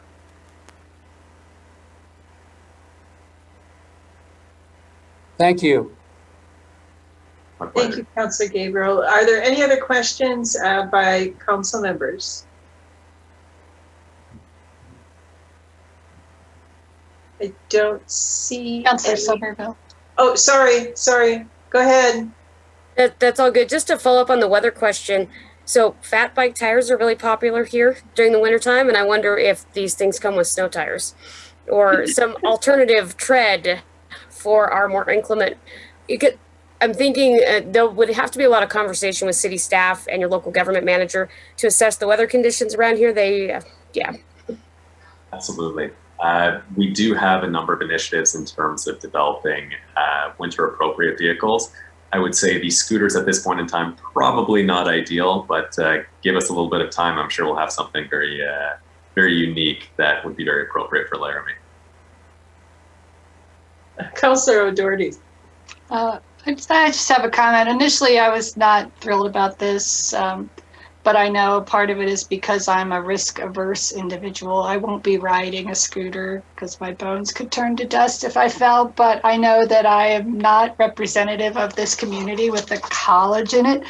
But I would like to make sure that our Disability Council and that our Traffic Safety Commission are involved in assessing this trial period, because I've been to cities where scooters are blocking access to wheeled vehicles, or like wheelchairs and things, and then I also know that our Traffic Commission is interested in cycling and could maybe work together to come up with some good ideas to utilize these better. So I'll be in favor. Thank you. Honorable Mayor, through to Councilor Doherty, I do believe that's probably a good thing. It's to do the trial period and then go to those two groups and see what kind of input they have before we plan on expanding that. And what it does is, again, it gives us a good opportunity to have this evaluated. We can let them know that it's in place and to give us some ideas and point out some issues so that Bird can work on those improvements and we can work on those improvements if we do decide to move it longer than December 31st, 2021. So, thank you. Great, thank you. I see that our mayor is back. Briefly, I think all council questions have been asked and answered. So I think we're getting close to wrapping this up. So Mayor, if you want to just take it away, just double check and take it away. We have not done public comment. All right, and Vice Mayor, thank you so much for running this item. And I have been listening for a few minutes at this point. There was no need to to come in, and I thought those were a lot of really good questions and feedback from Mr. Cavato, so thank you. And I appreciate your patience, council, guests, staff, and everybody else. Why don't we see if there's a public comment or two on this item?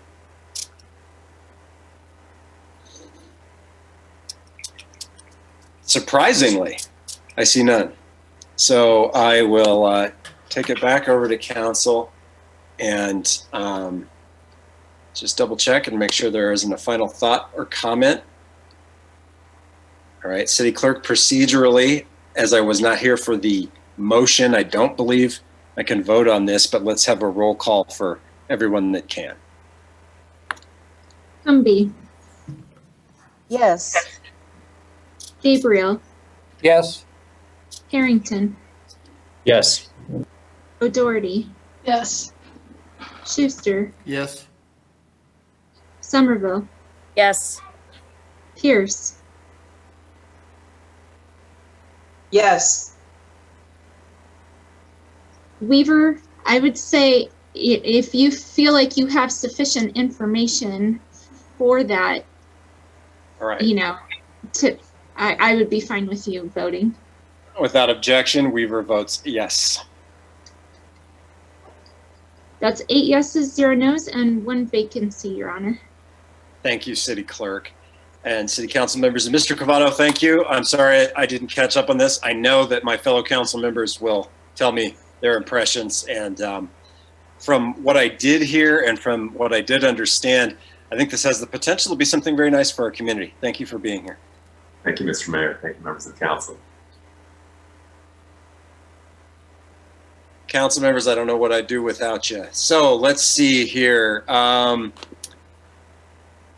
Looks like that takes us through our agenda, and now we're into public comments. Before we go to public comments, I also want to just give a quick thanks to the Assistant City Manager for shepherding that discussion and for the questions he answered for us both last week and for being here to kind of round that out tonight on the scooters. Thanks a lot, Todd. It's good to have you here and get that perspective and that feedback, and also kind of outline what we might do at the end of the trial period. I think that all sounds pretty satisfactory. So let's see if there's any public comment on non-agenda items. Checking our attendees. Okay. We'll close the public comment period, and we can talk again briefly about our future council work session topics and upcoming meetings. If there's anything folks want to address.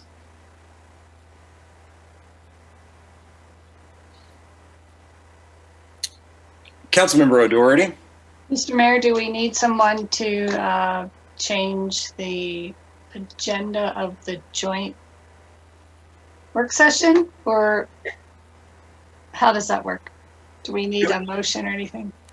Is your question about including the requested time slot for EMS yes. services? Yeah. I don't know that we need a motion. We need to give the city clerk adequate notice that we want that included at the request of our commissioners, and I think that's probably good enough. City clerk, do you have any input on that? Mayor, as long as we have sufficient information, we're good to go. We've been in communication a little bit back and forth with the county clerk today, so it's just a matter of giving her the final agenda for that evening. That sounds good to me. And I don't know, I guess in terms of if we're needing to put language in the public notice, I think it's just an additional language of Chairman Gosar speaking to EMS services and the discussions from the city county working groups, and probably something more concise than that I'm sure the city clerk can come up with. But yeah, we kind of drafted a brief title, Mayor, just a discussion regarding considerations and recommendations from the General Intergovernmental Cooperation Subcommittee, including job sharing for grants position, emergency management services, and updating the CAP. Seems solid to me. Okay. Thanks for that question, Council Member O'Doherty. It's a good one. Guess we got to figure it out. Anything else about the upcoming meetings? We're going to have 2 meetings next week, this work session, and then we'll have the meetings for the applicants for the vacancy. I would like to check in with the council about that. I don't think we need to have a big, long discussion about it, but there's a couple of things I want to check with council members about. One is that we're going to start at 5:30. I think everybody probably had that on their calendar. City Clerk, so far, how many applicants do we have? We have 6 as of today, Mayor. All right. So council members, what my understanding has been, thank you, City Clerk, for that. What my understanding has been is that we're going to give folks 5 minutes to come in and tell us 3 things. A little bit about them, why we should appoint them to the council, and what they're interested in. Does anybody see any further need for more conversation or opportunity for back and forth other than that, given that we have 6 and that's going to be a half hour right there? And who knows, we may have up to 8. Does the council have a desire for anything else other than to allow those folks to come in, tell us about themselves and their desire to be on council? My thinking is, if there isn't a strong desire to do much more than that, we can probably get everything taken care of that evening and appoint our new council member. But I really want to know if there's a different perspective on that. That's my thinking, is to try to get all of that done in that evening. All right, City Clerk, I'm going to check with you, and then I'll go to Cumbie and Gabriel. City Clerk? Mr. Mayor, I just wanted to clarify with you, were you thinking about taking the action that night as well, or at the following meeting on August 3rd? Trying to determine that right now, City Clerk. I think okay, I have a thought towards possibly taking the action, since we already have the special meeting and we're signed up, but I want to know what the council members' feelings are about that. We're going to have plenty of time to assess their applications and letters to us prior to the meeting. So I'm not concerned there. And then they'll have an opportunity for the in-person component of this. Council, though, I want to know if you're feeling good about that. My feeling is that we can do it all on the 28th. Councilmember Schuster. Councilmember Cumbie had her hand up. Oh, I'm sorry. That's right. Thank you. Got to go to Cumbie and Councilmember Gabriel, and then Councilmember Schuster if you have something. So I'll go to Councilor Cumbie, then Councilor Gabriel. Thank you, Mr. Mayor. Mike, I think you've answered my question. I just wanted to make sure. I wanted to ask whether we would see application materials prior to this meeting. Oh, yes. Yes, Councilor Cumbie. My understanding is those all have to be into the city clerk's office tomorrow by 5, and they can be compiled, I would think, and be shared with us by, what do you think, City Clerk, Friday? Okay. That would be fine, Mayor. All right. Councilmember Gabriel, thank you for waiting. You bet. Thank you. I remember the last time I was involved that we had a series of questions, 5 or 6, that we asked to all the applicants in addition to their opening statement. So you're talking about getting away from that aspect of it? Just having them give an opening statement or background information, that type of thing?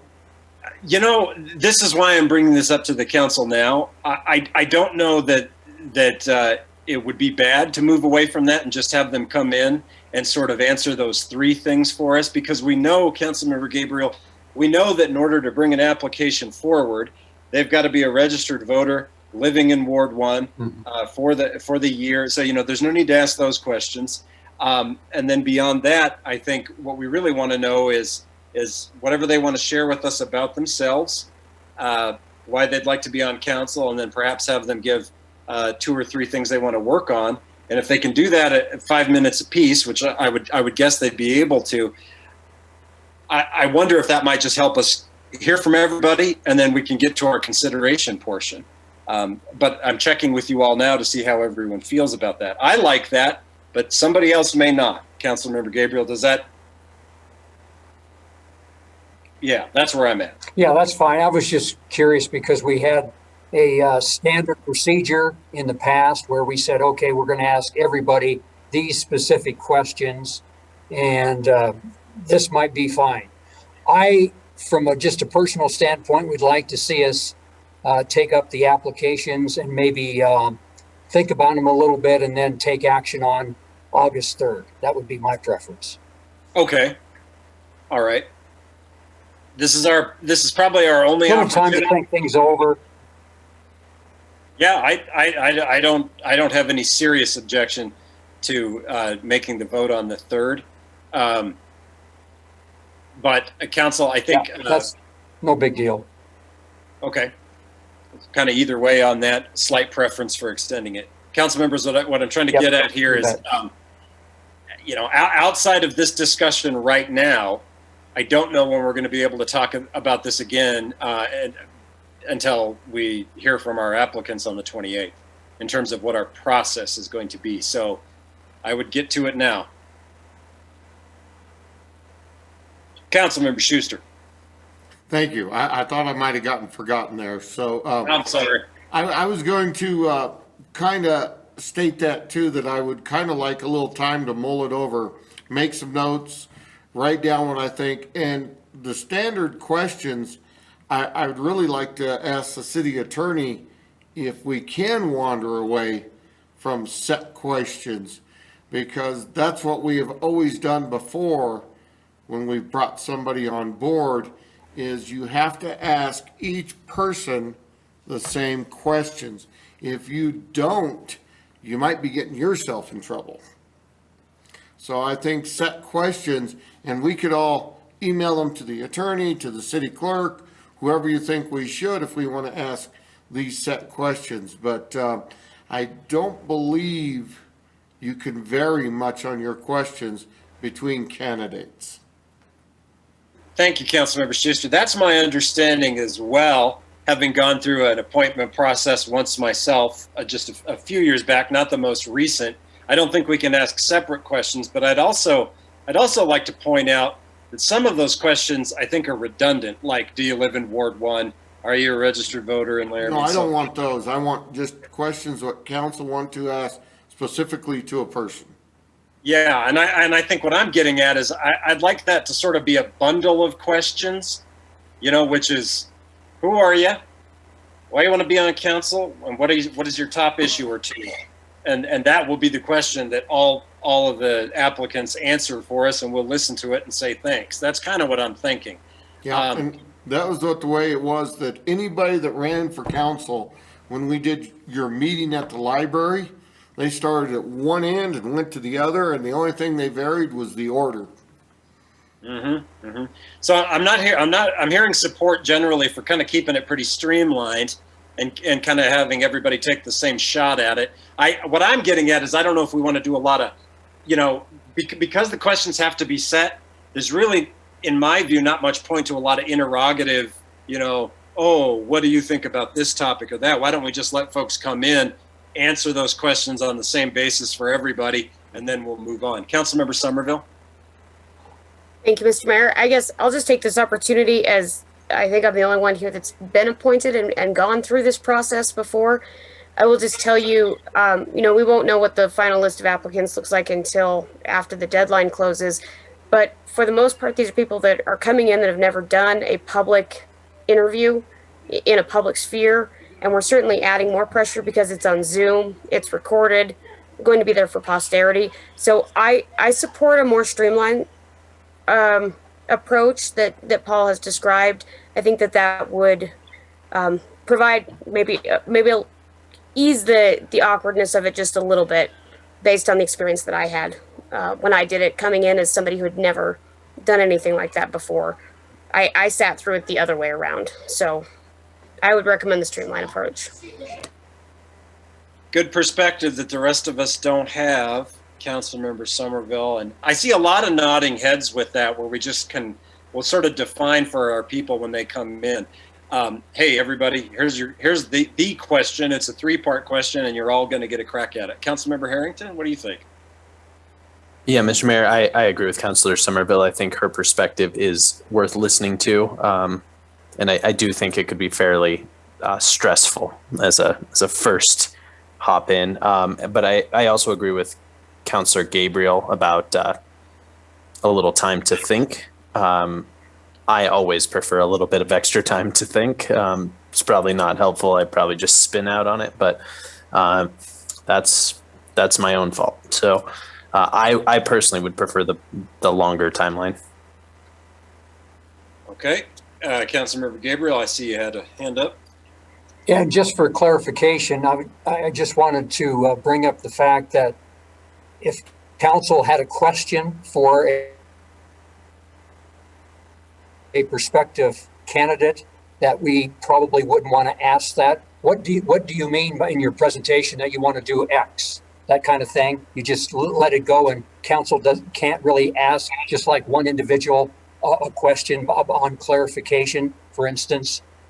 That would be my preference, Councilor Gabriel. And I think, as you heard from Councilmember Schuster, if you don't just really stick to it in a firm format, then, you know, does each candidate really get the fair shake? What if the question you have then provides that applicant 10 more minutes of time to, you know, talk about themselves and their views than somebody else that maybe doesn't get asked that question?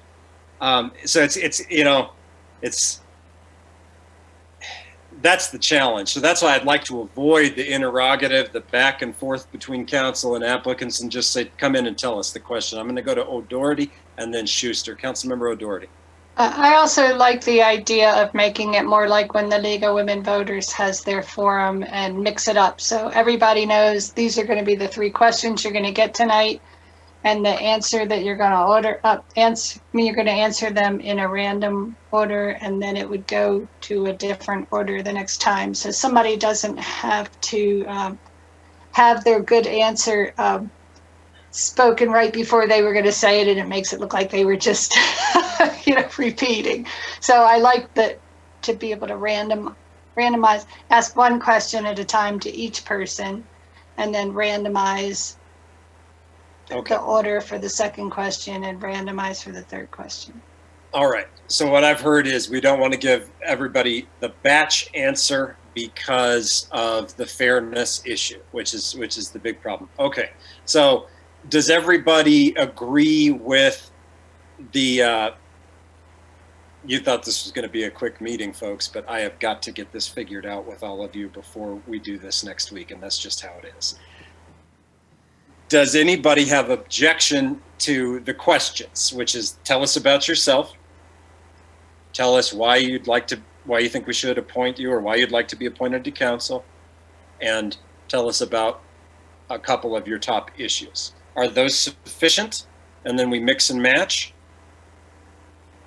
Heads nodding. Great. Okay, good. So here's what I think about, Schuster, thank you, sorry.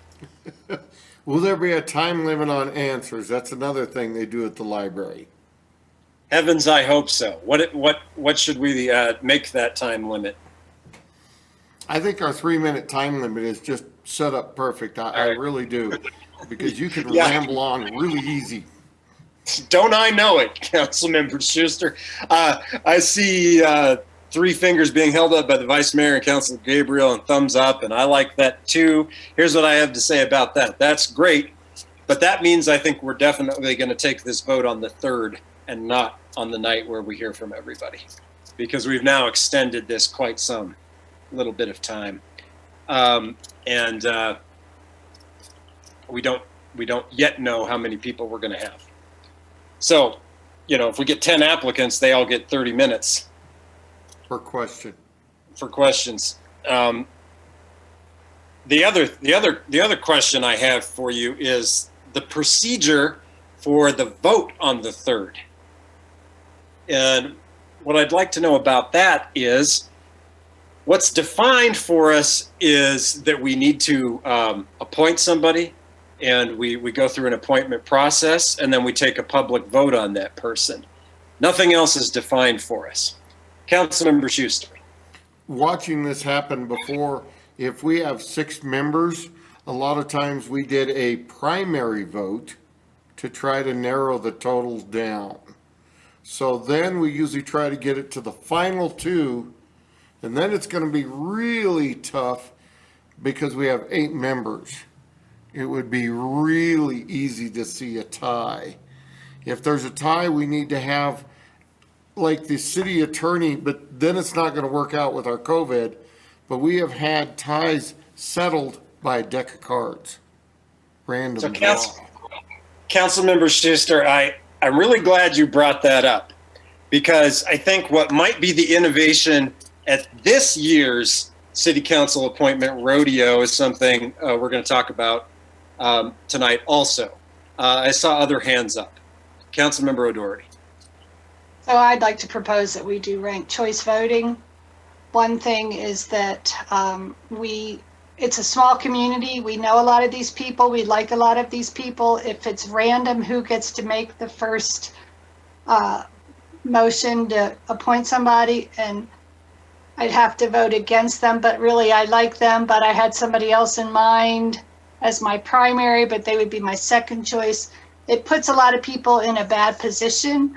Also, I know because there's a couple university employees here, and I understand we have university employees as candidates. I think it puts people in a bad situation. So I would like to propose ranked choice voting, and in that case, and I'm happy to explain it, but I was also thinking Matt from the League of Women Voters would probably love to help us with that and to tally the votes and to show, and it's a public record, but it's a way that we could get the person that is acceptable to the most people. Thank you. Thank you, Councilmember O'Doherty. And I'd mentioned, Councilmember Schuster, that very much incorporates that primary idea of yours, except we can kind of just do it in one shot. And then as the rankings come out, then we'll know what we're going to do and make the vote. City Clerk. Mayor, thank you. In 2017, after Vicki Henry resigned, we did a ranking system then where the counselors, granted, were in person at that time, but they were given a ranking sheet and completed it from, at that time, 5 positions, so 5 through 1. You didn't have to give someone a number if you chose not to, but then the rankings would be tallied, and the person with the highest number would then be presented to the council for the final vote, and then the council, if they chose, could override that later, but that was the system they used in 2017. So City Clerk, very much something kind of like a ranked choice voting, and I don't see a lot of daylight between what we're talking about now and that version, except that, go ahead, Councilmember O'Doherty. It takes care of the problem of ties, so that if my second choice, if my first choice doesn't get it, but my second choice is one that 4 other members agree with, but my first choice is somebody that nobody agrees with, then my second choice vote would go towards that first, and then it takes care of ties. Thank you. What I like about it is it cleans up the issue of the random luck of the draw for who makes the first motion to introduce people, which was a fun time that Councilmember Somerville got to experience when she applied, which, we get rid of that and we just go to the council members have ranked the applicants, and this is the way it's shaken out. And here's the top ranked person through that process. So it's kind of like a little bit like the way we do tallies for community partner funding or something. You make your allocations and then it shakes out, the calculations are done, and then we formalize it and the documentation is available to everybody. I'm hearing pretty much folks can live with that. I see the Vice Mayor. Yeah, so I am not exactly sure I understand ranked choice voting, but if it is how Nancy described as either right now with 6 applicants, a 1 through 6 number, or a 0 through 6 number, or 1 number 6 and 5 zeros, which is, I believe, permitted, then I'm okay. Would that be permitted? Is one person with a 6 and 5 people with a 0, is that permitted? I'm going to go to the city clerk because the question was directed to her, and then I'll go to you, Councilmember O'Doherty. Thank you, Mayor. In reviewing the information from 2017, that was allowable that year. You were allowed to give an applicant 0 as your ranking. Councilmember O'Doherty. Because I went to the League of Women Voters meeting about all these different ways to do ranked choice voting. There's not a real advantage to putting a 0 for everybody else, because if your person doesn't get first place, then you've given up having any say. So it's not really an advantage unless, like, you had to choose between Hitler and Mussolini and Paul Weaver. Then you could say, yeah, Wow. then I would do a 0 for Hitler and Mussolini. But so what I'm saying is there's not an advantage unless you really don't have any preference among the remaining. And a simple way to do it is to just sum up the ranks. And I think isn't that what you were talking about, Nancy? So if you could say if we give a 1 through 6, and then the simple way would just be to count how many people, what's the sum of ranks for this first person, the sum of ranks for the next person. So then the lowest, depending on how you do your scoring. So that's a simple way to do it.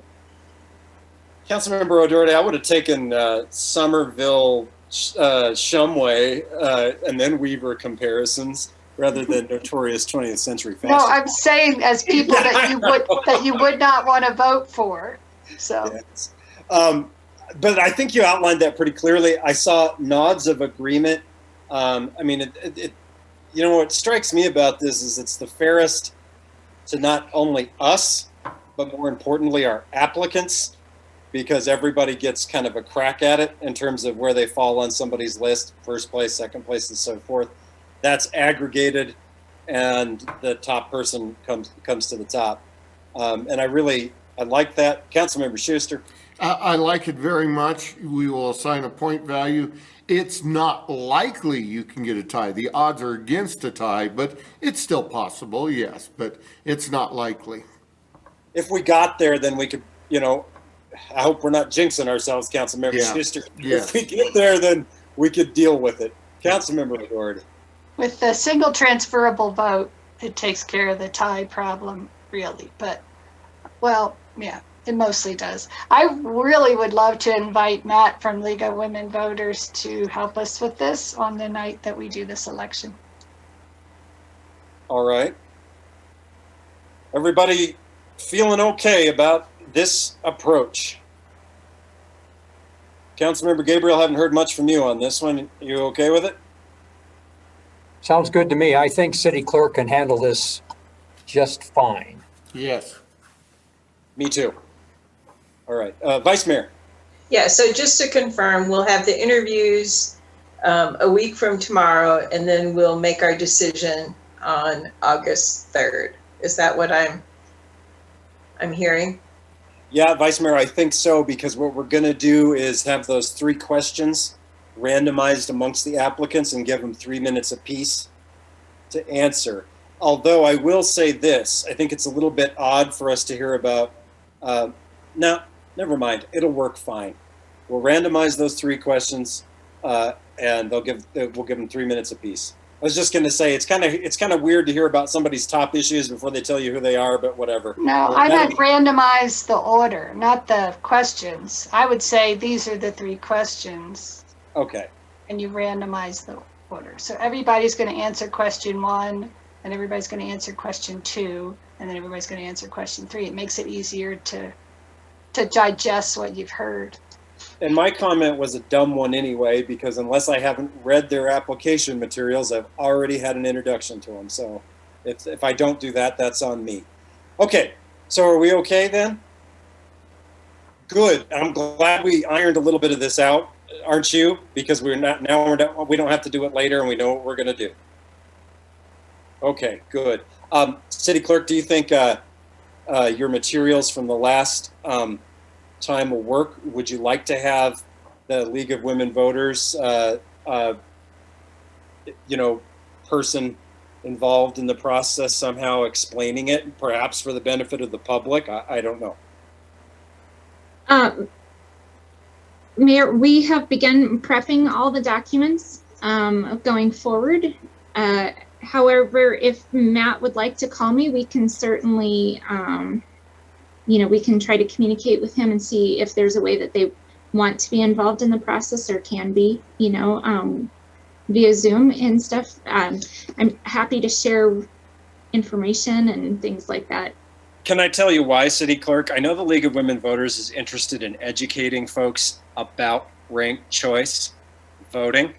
The City Council has seen the merits of it in this instance where we're trying to appoint someone, and we often talk about trying to do things at the same time, so it seems like an opportunity. I'm going to go to you, City Clerk, and then to you, Councilor Somerville. City Clerk? Just a point of clarity, would you prefer to have Matt do that presentation on the 28th, just for clarity for the applicants on how that system's going to work? Absolutely, although I think we're going to be pretty tired after many minutes of applicants, but yes, I would. Okay. Unless anybody else has a strong argument against it. Councilmember Somerville, thank you for waiting. Thank you, Mr. Mayor. I actually do, and I love the League of Women Voters to death. However, this is not ranked choice voting in the sense that it's discussed nationally, and I don't want to confuse the issue. So my preference would be to keep it very, let the city clerk handle it. It's simple math and kind of go from there. I guess that would be my preference, just to avoid any confusion. Because it's not ranked choice where your second applicant goes in and gets their vote counted and things along those lines. Okay, and I saw a thumb from Councilmember Gabriel. Anybody else weighing in on the topic? Councilmember O'Doherty. There's like 6 different methods of ranked choice voting. And so it's still a type of ranked choice voting. And but we don't have to go down that alley. But if we do have a tie, it would give us a way to deal with it rather than just flipping a coin. At this point, as long as the city clerk has a method for addressing a tie, besides flipping a coin, I'm good. Councilmember Schuster, though. I agree with Councilmember Somerville. I believe our city clerk, we can handle everything here internally. It will work good, I believe. Yeah, I agree. It's nothing about the city clerk's ability to run this. It's about, do we want to use this as some kind of quasi-civic lesson? Nobody seems to be real pleased with that, except for Councilmember O'Doherty and yours truly, and that's okay. I see a lot of let's not go there, city clerk. So we'll forget that, and I'm sure we'll have adequate time to explain how that ranked choice voting process amongst the council will work for the applicants, which we still could have some time for on the agenda of the 28th. But if need be, I also trust that you'll be able to effectively explain that to applicants without having a portion of the agenda devoted to it. So I'm okay either way.